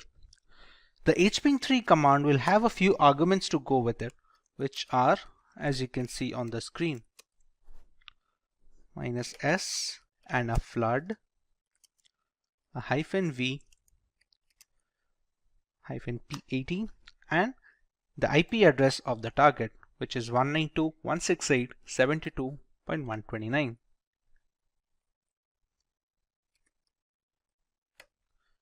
In this command, we have a few arguments such as the -s, which specifies SYN packets. Like in an SSL handshake, we have the SYN request that the client sends to the server to initiate a connection. The -flood aims to ignore the replies that the server will send back to the client in response to the SYN packets. Here the Cybersecurity OS is the client and Linux Lite being the server. -v stands for verbosity, as in where we will see some output when the requests are being sent. The -p80 stands for port 80, which we can replace the port number if we want to attack a different port. And finally, we have the IP address of our target. As of right now, if we check Wireshark, it is relatively clear and there is no indication of a DDoS attack incoming. Now once we launch the attack over here, we can see the requests coming in from this IP, which is 192.168.72.128. Till now, even the network is responsive, and so is Linux Lite. The requests keep on coming, and we can see the HTTP flooding has started in flood mode. After a few seconds of this attack continuing, the server will start shutting down. Now remember, Linux Lite is a distro that can focus on that serves as a backend. Now remember, Linux Lite is a distro, and such Linux distros are served as backend to many servers across the world. For example, a few seconds have passed from the attack. Now the system has become completely irresponsive. This has happened due to the huge number of requests that came from Parrot Security. You can see whatever I press, nothing is responded. Even the Wireshark has stopped capturing new requests because the CPU usage right now is completely 100%, and at this point of time, anyone who is trying to request some information from this Linux distro, or where this Linux distro is being used as a backend for a server or a database, cannot access anything else. The system has completely stopped responding, and any request, any legitimate request from legitimate users will be dropped. Once we stop the attack over here, it takes a bit of time to settle down. Now remember, it's still out of control, but eventually the traffic dies down and the system regains its strength. It is relatively easy to gauge right now the effect of a DOS attack. Now remember, this Linux Lite is just a VM instance. Actual website servers and web databases, they have much more bandwidth and are very secure, and it is tough to break into. That is why we cannot use a single machine to break into them. That is where a DDoS attack comes into play. What we did right now is a DOS attack, as in a single system is being used to penetrate a target server using a single request. Now, when a DDoS attack, multiple systems such as multiple Parrot Security instances or multiple zombies or bots in a botnet network can attack a target server to completely shut down the machine and drop any legitimate request, thereby rendering the service and the target completely unusable and inoperable. As a final note, we would like to remind that this is for educational purposes only, and we do not endorse any attacks on any domains. Only test this on servers and networks that you have permission to test on. Cybersecurity has become one of the most rigid industries in the last decade, while simultaneously being the most challenged. With every aspect of corporate culture going online and embracing cloud computing, there is a plethora of critical data circulating through the internet, all worth billions of dollars to the right person. Increasing benefits require more complex attacks, and one of these attacks is a brute force attack. A brute force, or known as brute force cracking, is the cyber attack equivalent of trying every key on your keyring and eventually finding the right one. Brute force attacks are simple and reliable. There is no prior knowledge needed about the victim to start an attack. Most of the systems falling prey to brute force attacks are actually well secured. Attackers let a computer do the work, that is, trying different combinations of usernames and passwords until they find one that works. Due to this repeated trial and error format, the strength of password matters a great deal. Although with enough time and resources, brute force will break a system since they run multiple combinations until they find the right passcode. Hey everyone, this is Bev from Simplilearn, and welcome to this video on what is a brute force attack. Let's begin with learning about brute force attacks in detail.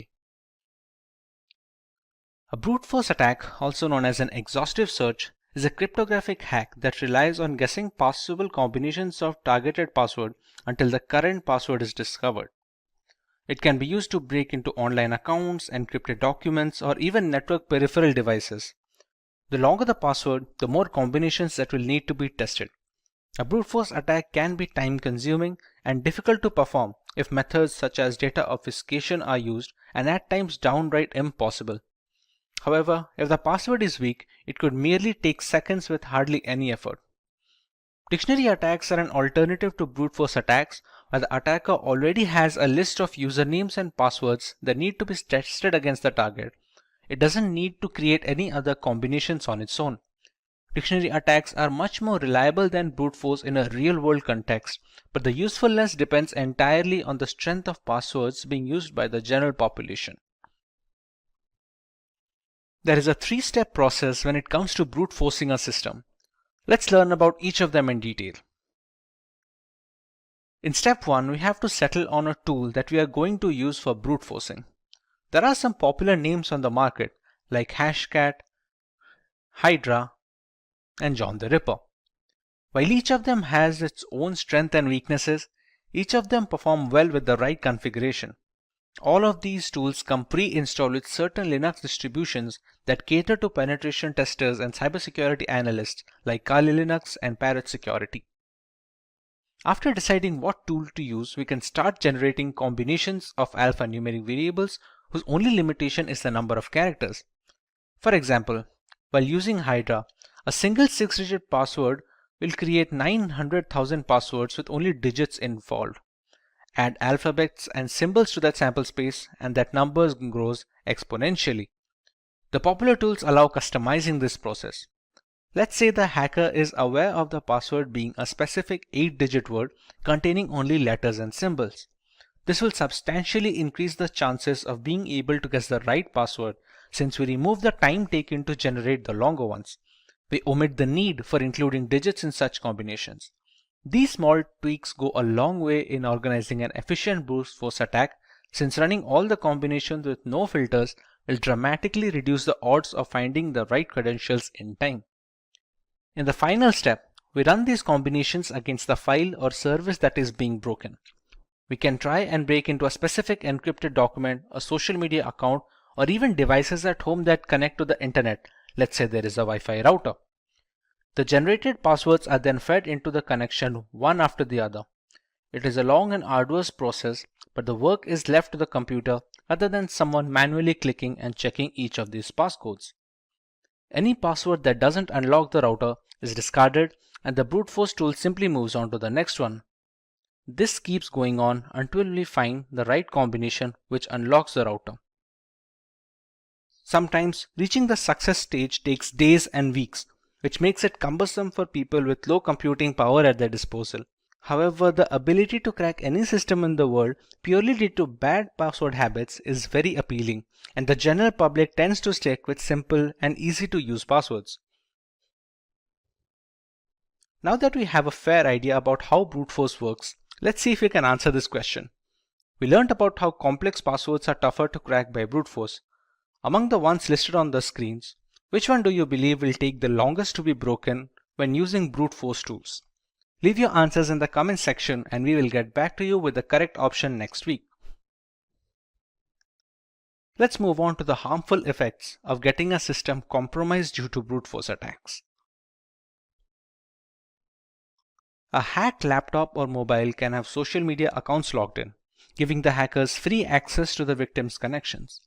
It has been reported on multiple occasions where compromised Facebook accounts are sending malicious links and attachments to people on their friends list. One of the significant reasons for hacking, malware infusion is best done when spread from multiple devices, similar to distributing spam. This reduces the chance of circling back the source to a single device which belongs to the hacker. Once brute forced, a system can spread malware via email attachments, sharing links, file upload via FTP, etc.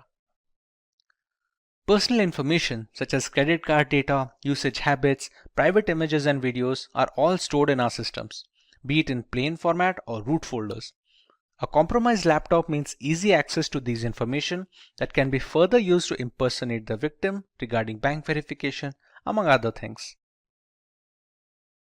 Once a system is hacked, it can also be used as a mail server that distributes spam across lists of victims. Since the hacked machines all have different IP addresses and MAC addresses, it becomes challenging to trace the spam back to the original hacker.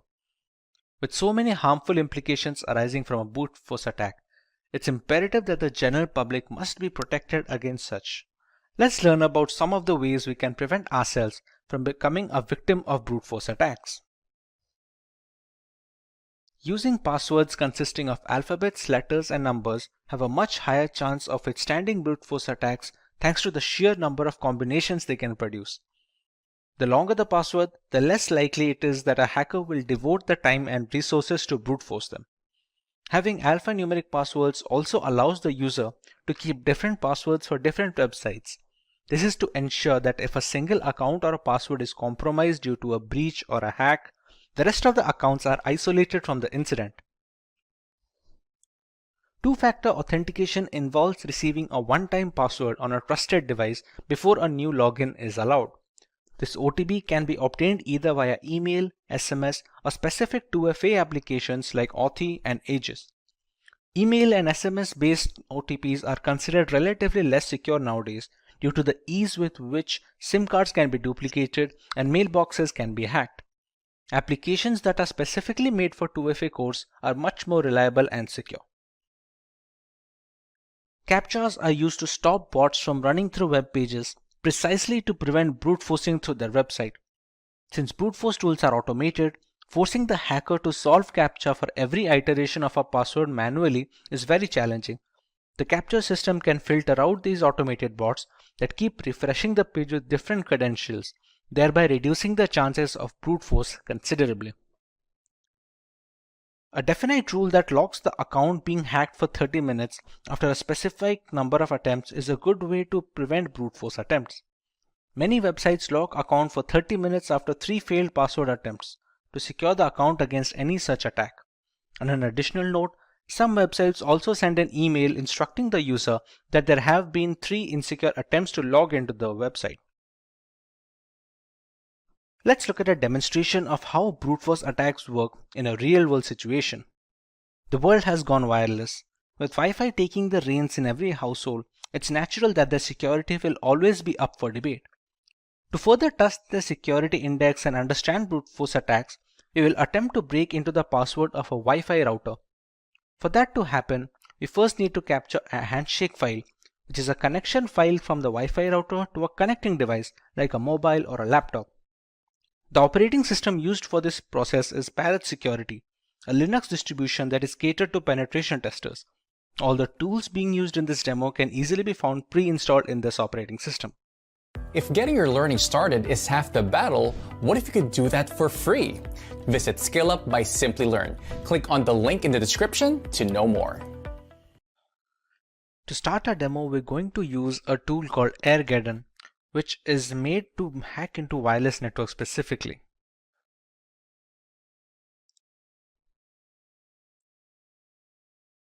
At this point, it's going to check for all the necessary scripts that are installed in the system. To crack into a Wi-Fi and to capture the handshake file, we're going to need an external network card. The significance of the external network card is a managed mode and a monitor mode. For now, the WLX1 named card is my external network adapter, which I'm going to select. To be able to capture data over the air, we're going to need to put it in monitor mode.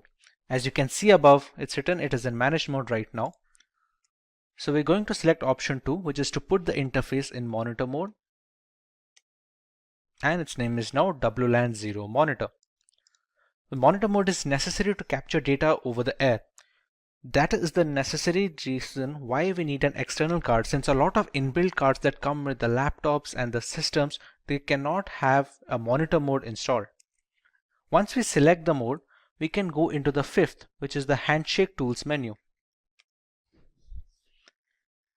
In the first step, we have to explore for targets, and it is written that monitor mode is necessary to select a target. So let's explore for targets and press enter.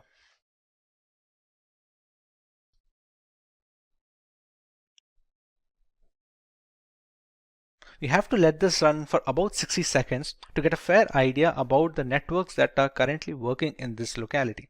For example, this ESS ID is supposed to be the Wi-Fi name that we see when connecting to a network.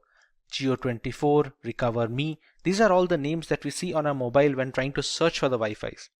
This BSS ID is supposed to be an identifier, somewhat like a MAC address that identifies this network from other devices. The channels features on 1 or 2 there are many channels that the networks can focus on. This here is supposed to be a client that is connected to one such network. For example, the station that you can see 5626, this is supposed to be the MAC address of the device that is connected to a router. This BSS ID is supposed to be which Wi-Fi it is connected to. For example, 5895D8 is this one, which is the Geo24 router. So we already know which router has a device connected to it, and we can use our attack to capture this handshake.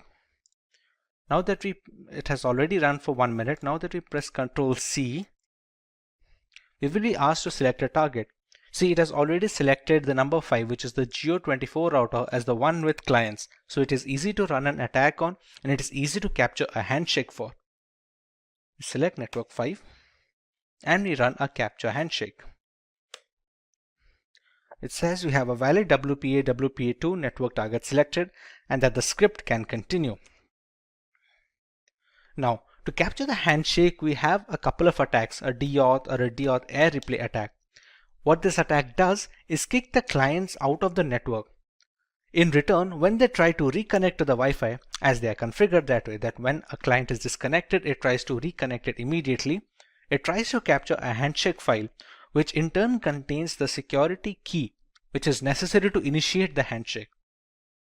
For our demo, let's go with the second option, that is the DAuth air replay attack. Select a timeout value, let's say we give it 60 seconds, and we start the script. We can see it capturing data from the Geo24 network, and here we go. We have the WPA handshake file.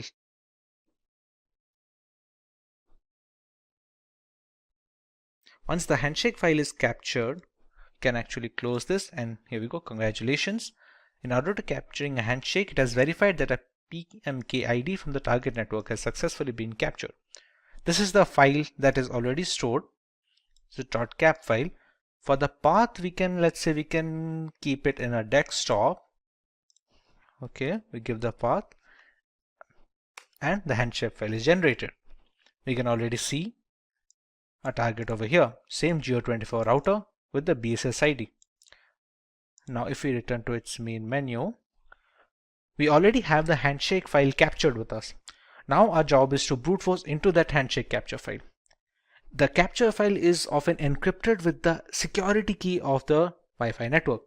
If we know how to decrypt it, we will automatically get the security key. So let's go to the offline WPA2 decrypt menu. Since we'll be cracking personal networks, we can go with option 1. Now to run the brute force tool, we have two options. Either we can go with the aircrack or we can go with the hashcat. Let's go with aircrack plus crunch, which is a brute force attack against a handshake file. We can go with option 2. It can already detect the capture file that we have generated. So we select yes. The BSS ID is the one which denotes the Geo24 router. So we're going to select yes as well. The minimum length of the key, for example, it has already checked that the minimum length of a Wi-Fi security key, which is a WPA to PSK key, will always be more than 8 digits and below 64 digits. So we have to select something in between this range. So if we already know, let's say that the password is at least 10 digits, we can go with the minimum length as 10. And as a rough guess, let's say we put the maximum length as 20. The character set that we're going to use for checking the password will affect the time taken to brute force. For example, if we already know that, or we have seen a user use a password while connecting to the router as something that has only numbers and symbols, then we can choose accordingly. Let's say if we go with only uppercase characters and numeric characters, go with option 7 and it's going to start decrypting. So how aircrack is working right here, you can see this passphrase over here. The first 5 or 6 digits are A.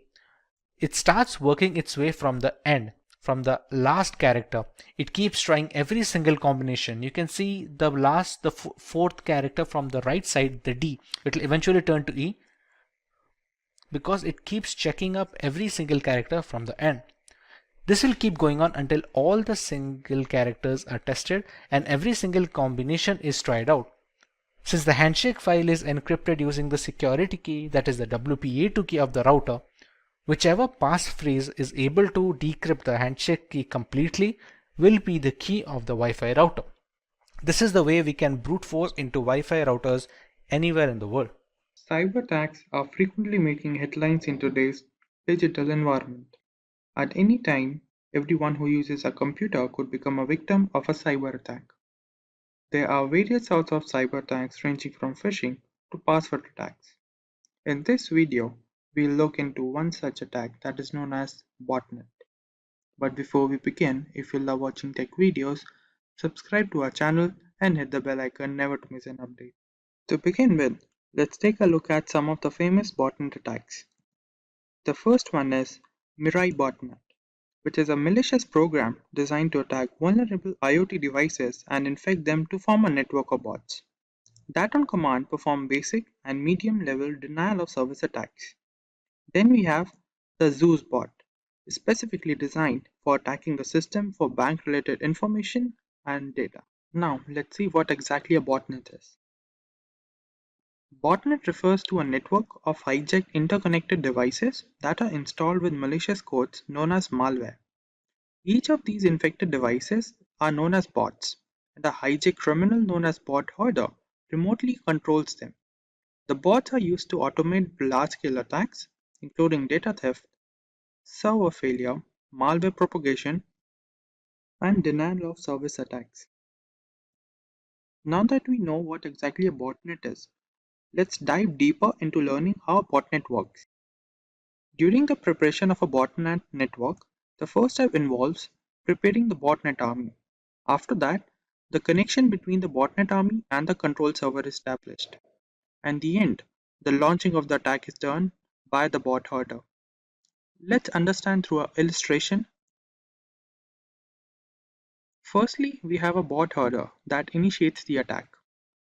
According to the control server commands, the devices that are infected with the malware programs and begins to attack the infected system.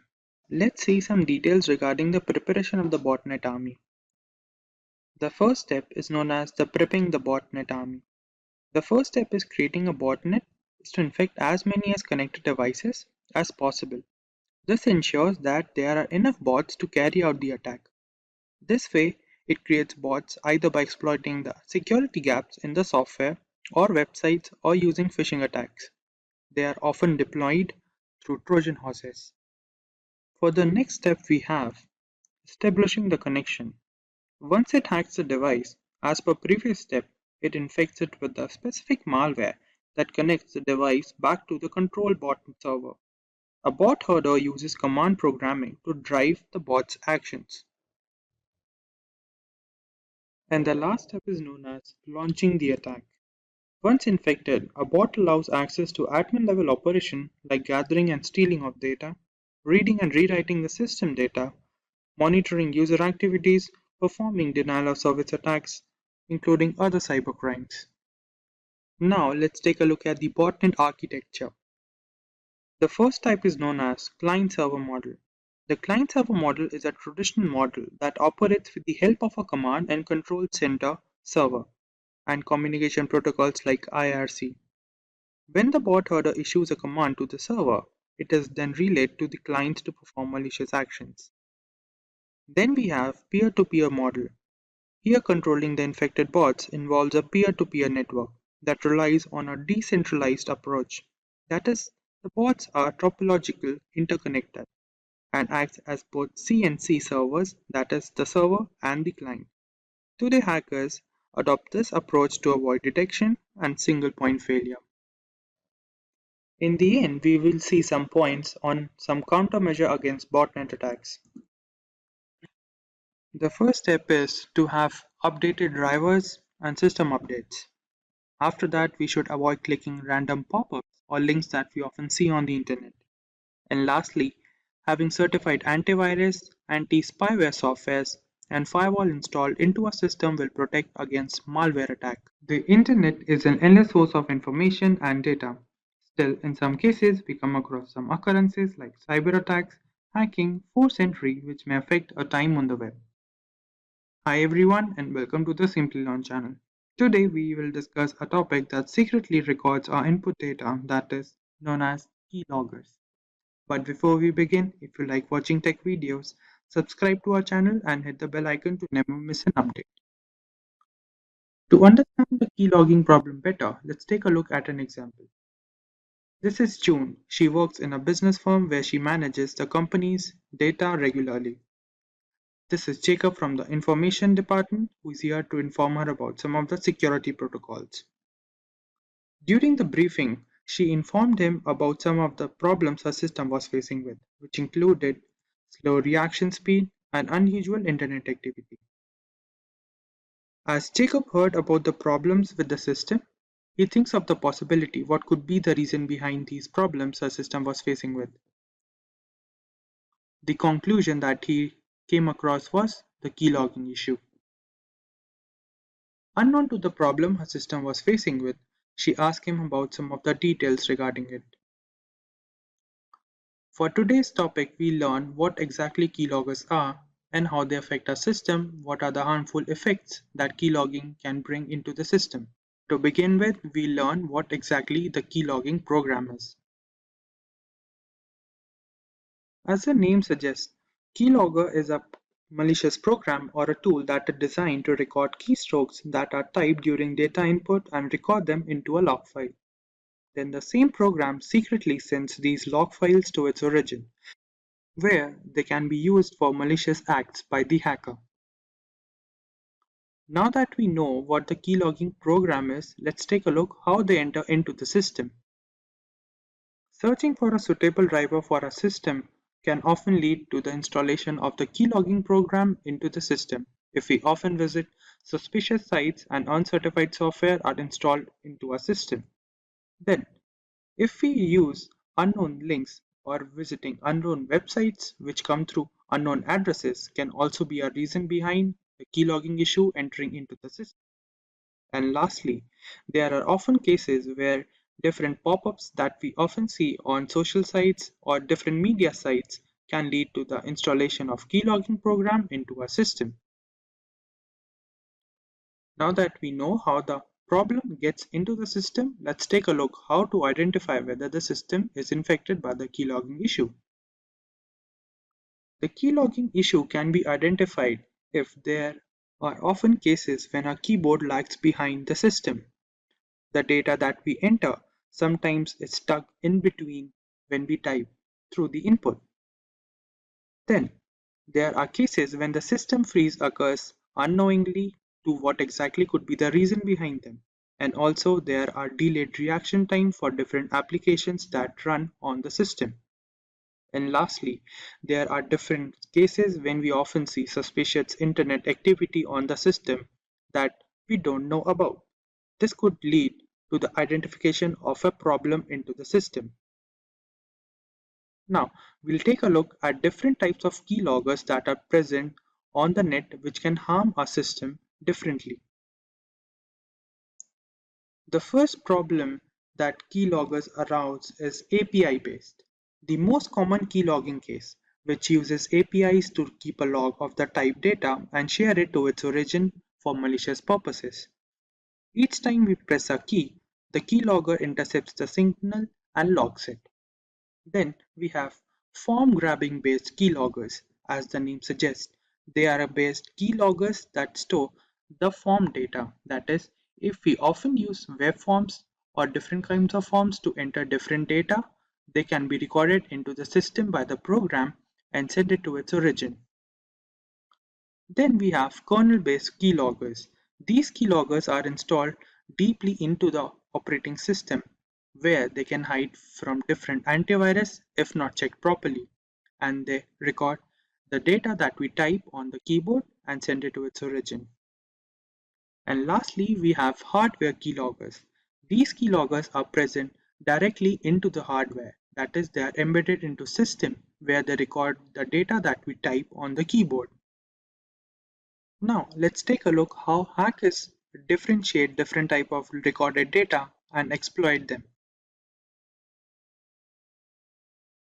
When hackers receive information about the target, they might use it to blackmail the target, which may affect the personal life of the target and also blackmail them for different money related issues. Then, in case of company data that is recorded by the keylogging program can also affect the economic value of the company in the market, which may lead to the downfall of the company.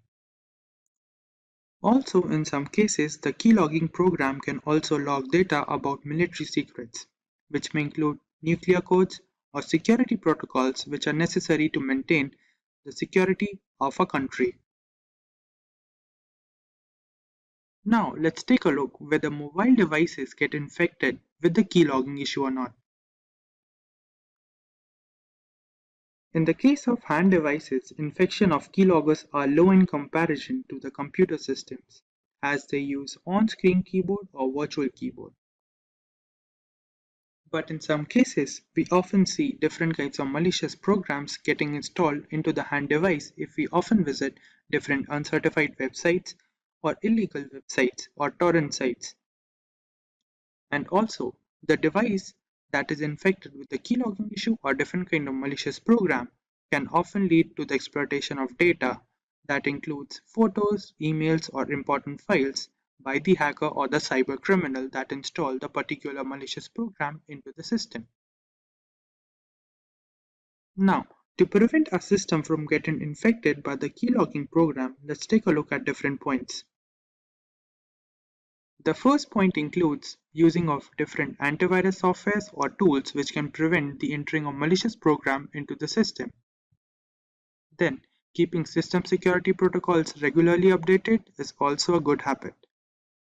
And lastly, using virtual keyboard to input our sensitive data, which may include bank details, login details, or different passwords related to different websites.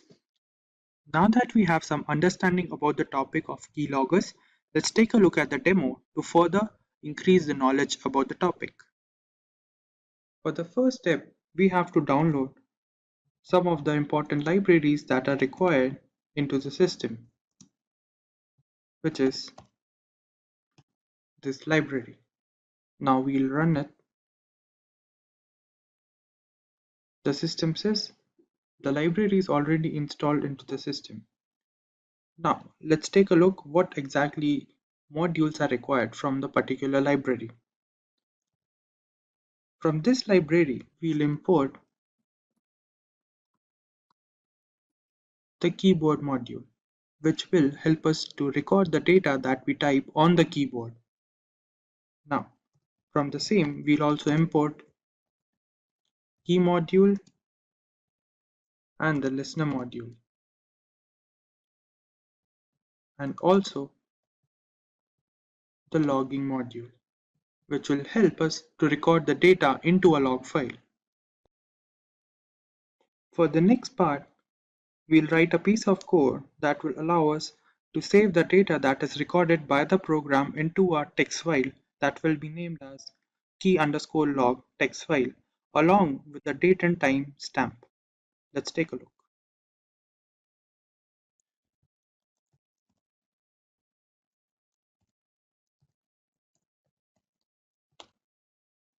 Now, we'll provide it with the file name that will be given as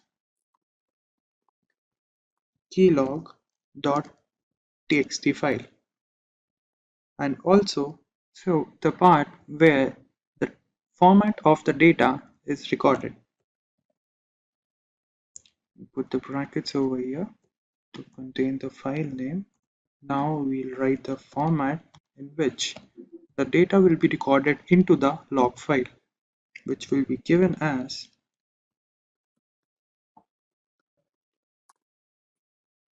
the format would be the message and the timestamp, which would be given as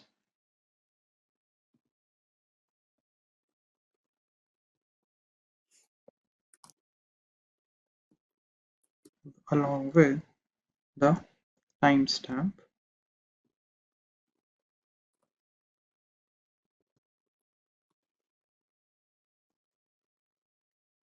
given as percentage and ending it with the bracket. Now, for the next step, we'll design two of the functions that will be used into the program that will be termed as while press function and while release function. Let's take a look. While press function would be a function that will come into play when the keyboard key has been pressed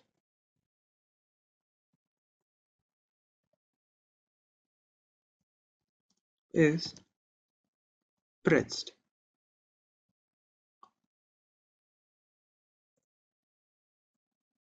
And this would go for the format that we designed in the above line, and logging the pressed key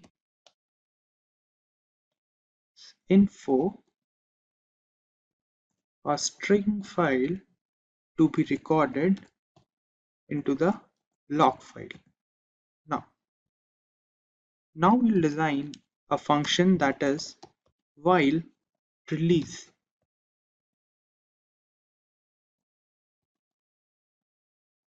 That will come into play when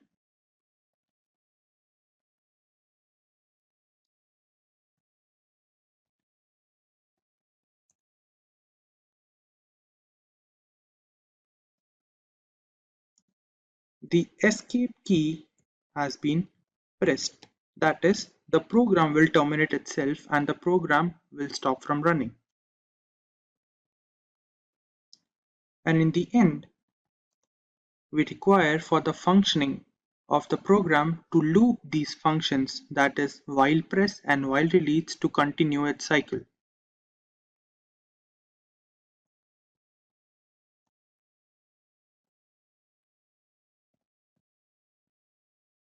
That will be going for while press and on release will contain while release function.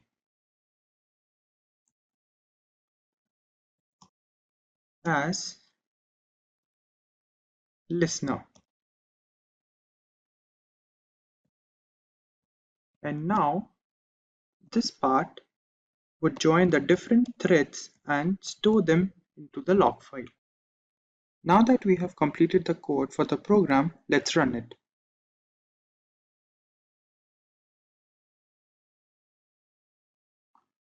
We have to wait for a moment so the program runs it. Now, to verify the program, let's open Notepad. And on the Notepad, we'll write hello world, which will be the basic whether the program is working or not.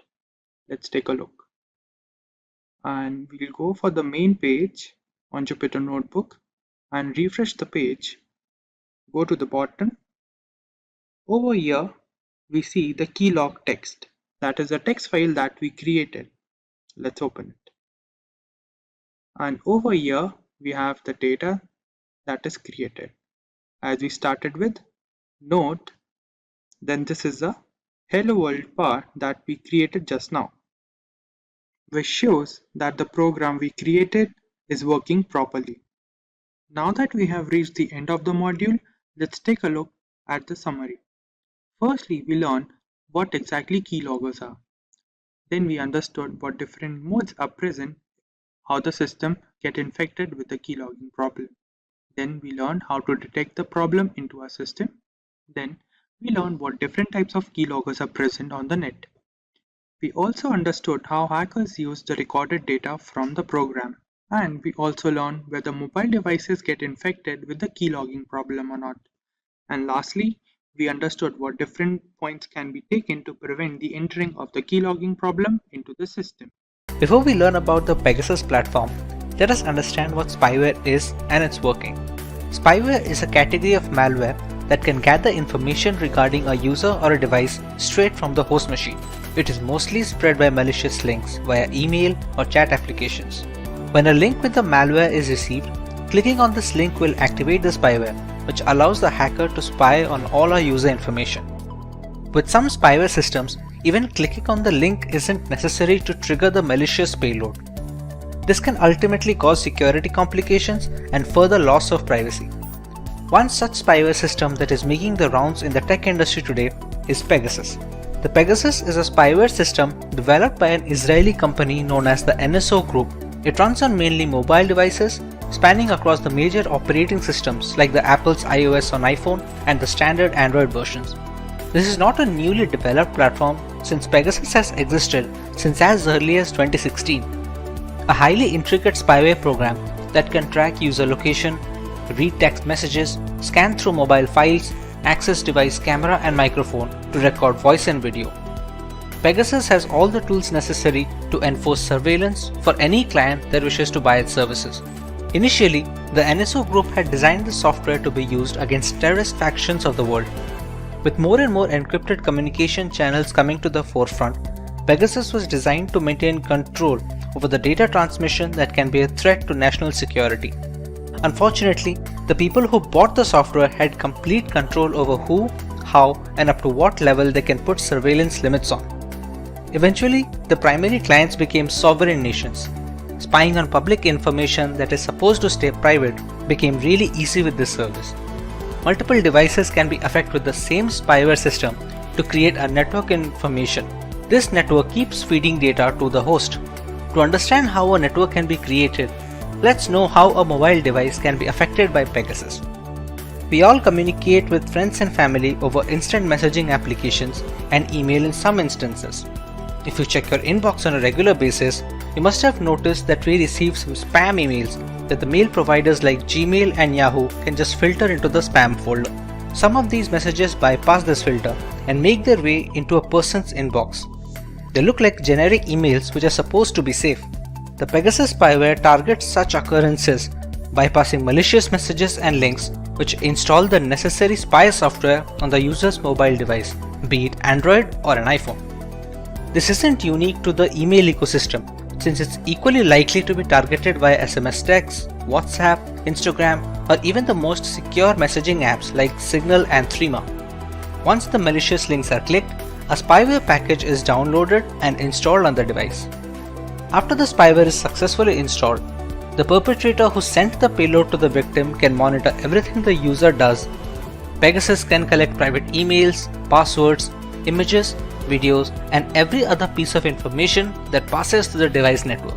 All this data is transmitted back to the central server, where the primary spying organization can monitor the activities at a granular level. This is not even surface level, since complex spyware software like Pegasus can access the root files on our mobiles. These root files hold information that is crucial to the working of the Android and iOS operating systems. Leaking such private information is a massive blow to the security and the privacy of an individual. The information that may seem trivial, like the name of your Wi-Fi connection or the last time you ordered an item from Amazon, are indeed all valuable information. This exploitation is primarily possible due to the zero-day vulnerabilities known as bugs in the software development process. The zero-day bugs are the ones that have just been discovered by some independent security company or a researcher. Once they are found, reporting these vulnerabilities to the developer of the platform, which would be either Google for Android or Apple for iOS, is the right thing to do. However, many such critical bugs make their way onto the dark web, where hackers can use them to create exploits. These exploits are then sent to innocent users with a link or a message, like we had discussed before. Pegasus was able to affect the latest devices with all the security patches installed, but some bugs are not reported to the developers or just cannot be fixed without breaking some core functionality. These become the gateway for spyware to enter into the system. You can never be 100% safe, but you sure can give it all in protecting yourself. The one thing where Pegasus stands out is its zero-click action feature. Usually in spam emails, the malicious code is activated when the user clicks the malware link. A user doesn't need to click the link in the new version of the Pegasus and a few other spyware programs. Once the message arrives in the inbox of WhatsApp, Gmail, or any other chat applications, the spyware gets activated and everything can be recorded and sent back to the central server. The primary issue with being affected by spyware as a victim is detection. Unlike crypto miners and Trojans, spying services usually do not demand many system resources, which makes them tough to detect after they have been activated. Since many devices slow down after a couple of years, any kind of performance hit due to such spyware is often attributed to poor software longevity by the users. They do not check meticulously for any other causes that is causing the slowdown. When left unchecked, these devices can capture voice and video from the mobile sensors while keeping the owner in the dark. Let's take a moment to check if we are well aware of the causes of such attacks. How do users fall prey to such spyware programs? A. By installing untested software. B. By clicking on the third-party links from email and messages. C. By not keeping their apps and phones updated. Or D. All of the above. Let us know your answers in the comment section below and we will reveal the correct answer next week. But what about the unaffected devices, the vulnerable ones? While we cannot be certain of our security, there are a few things we can do to boost our device, be it against Pegasus or the next big spyware on the market. Let's say we are safe now and we have the time to take the necessary steps to prevent a spyware attack. What are the things we can go for? Our primary goal must always be to keep our apps and the operating system updated with the latest security patches. The vulnerabilities that the exploits target are often discovered by developers from Google and Apple, which send the security patches quickly.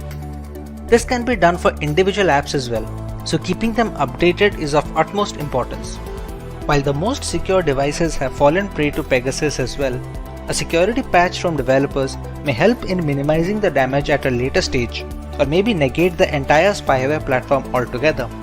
Another big factor is the spread of malware is the trend of sideloading Android applications using .apk files. Downloading such apps from a third-party website have no security checks involved and are mostly responsible for adware and spyware invasions on user devices. Avoiding the sideloading of apps would be a major step in protecting yourself. We often receive spam emails or texts from people we may not know on social medias. They are accompanied with links that allow malware to creep into our device. We should try to follow the trusted websites and not click on any links that redirect us to unknown domains. Spyware is a controversial segment in governance.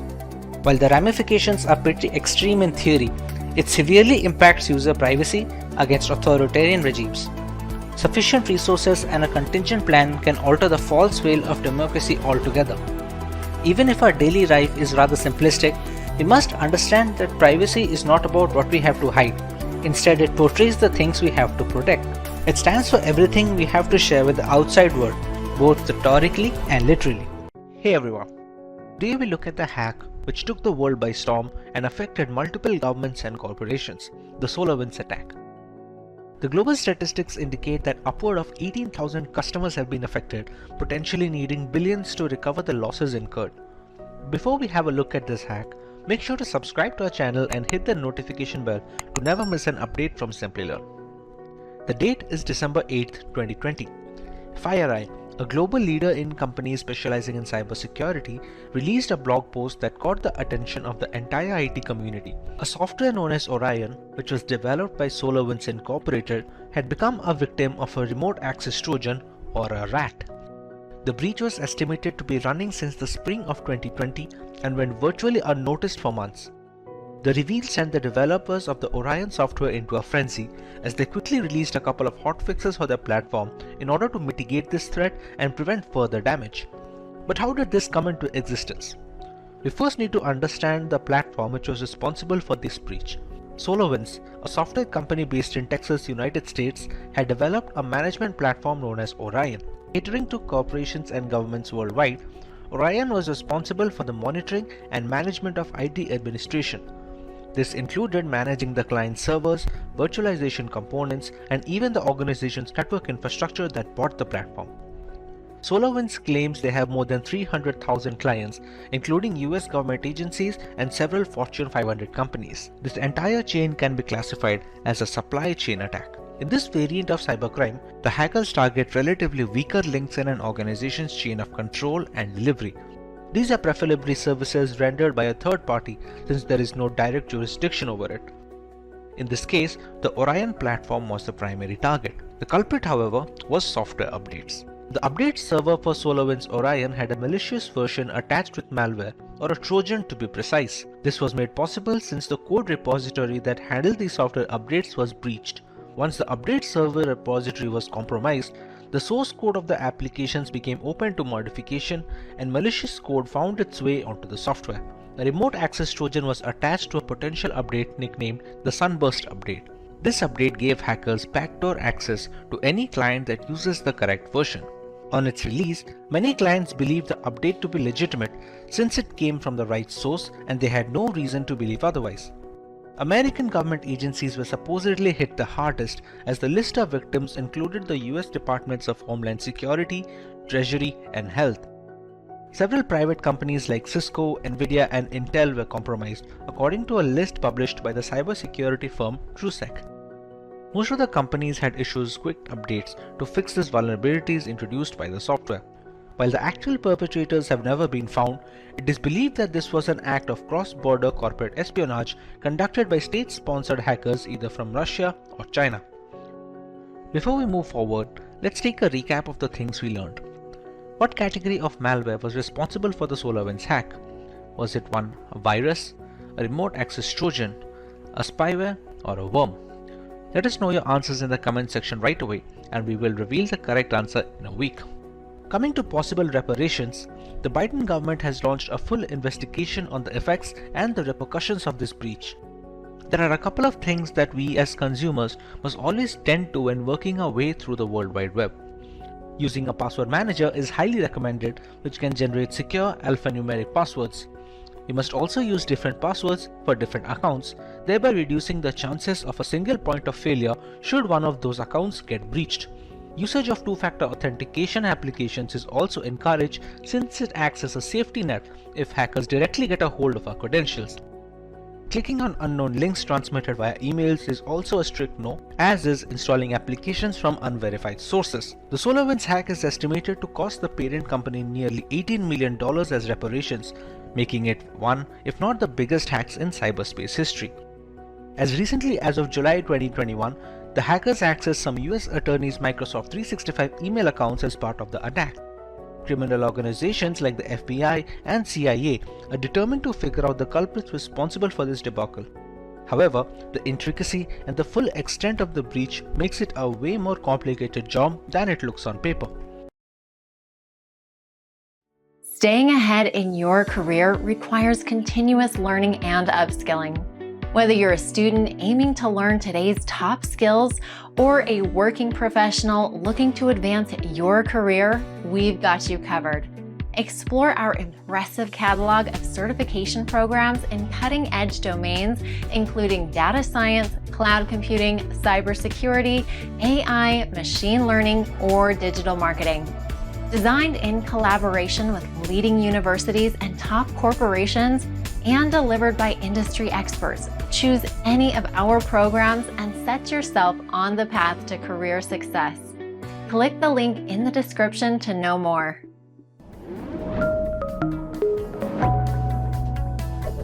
Hi there, if you like this video, subscribe to the Simplilearn YouTube channel and click here to watch similar videos. To nerd up and get certified, click here.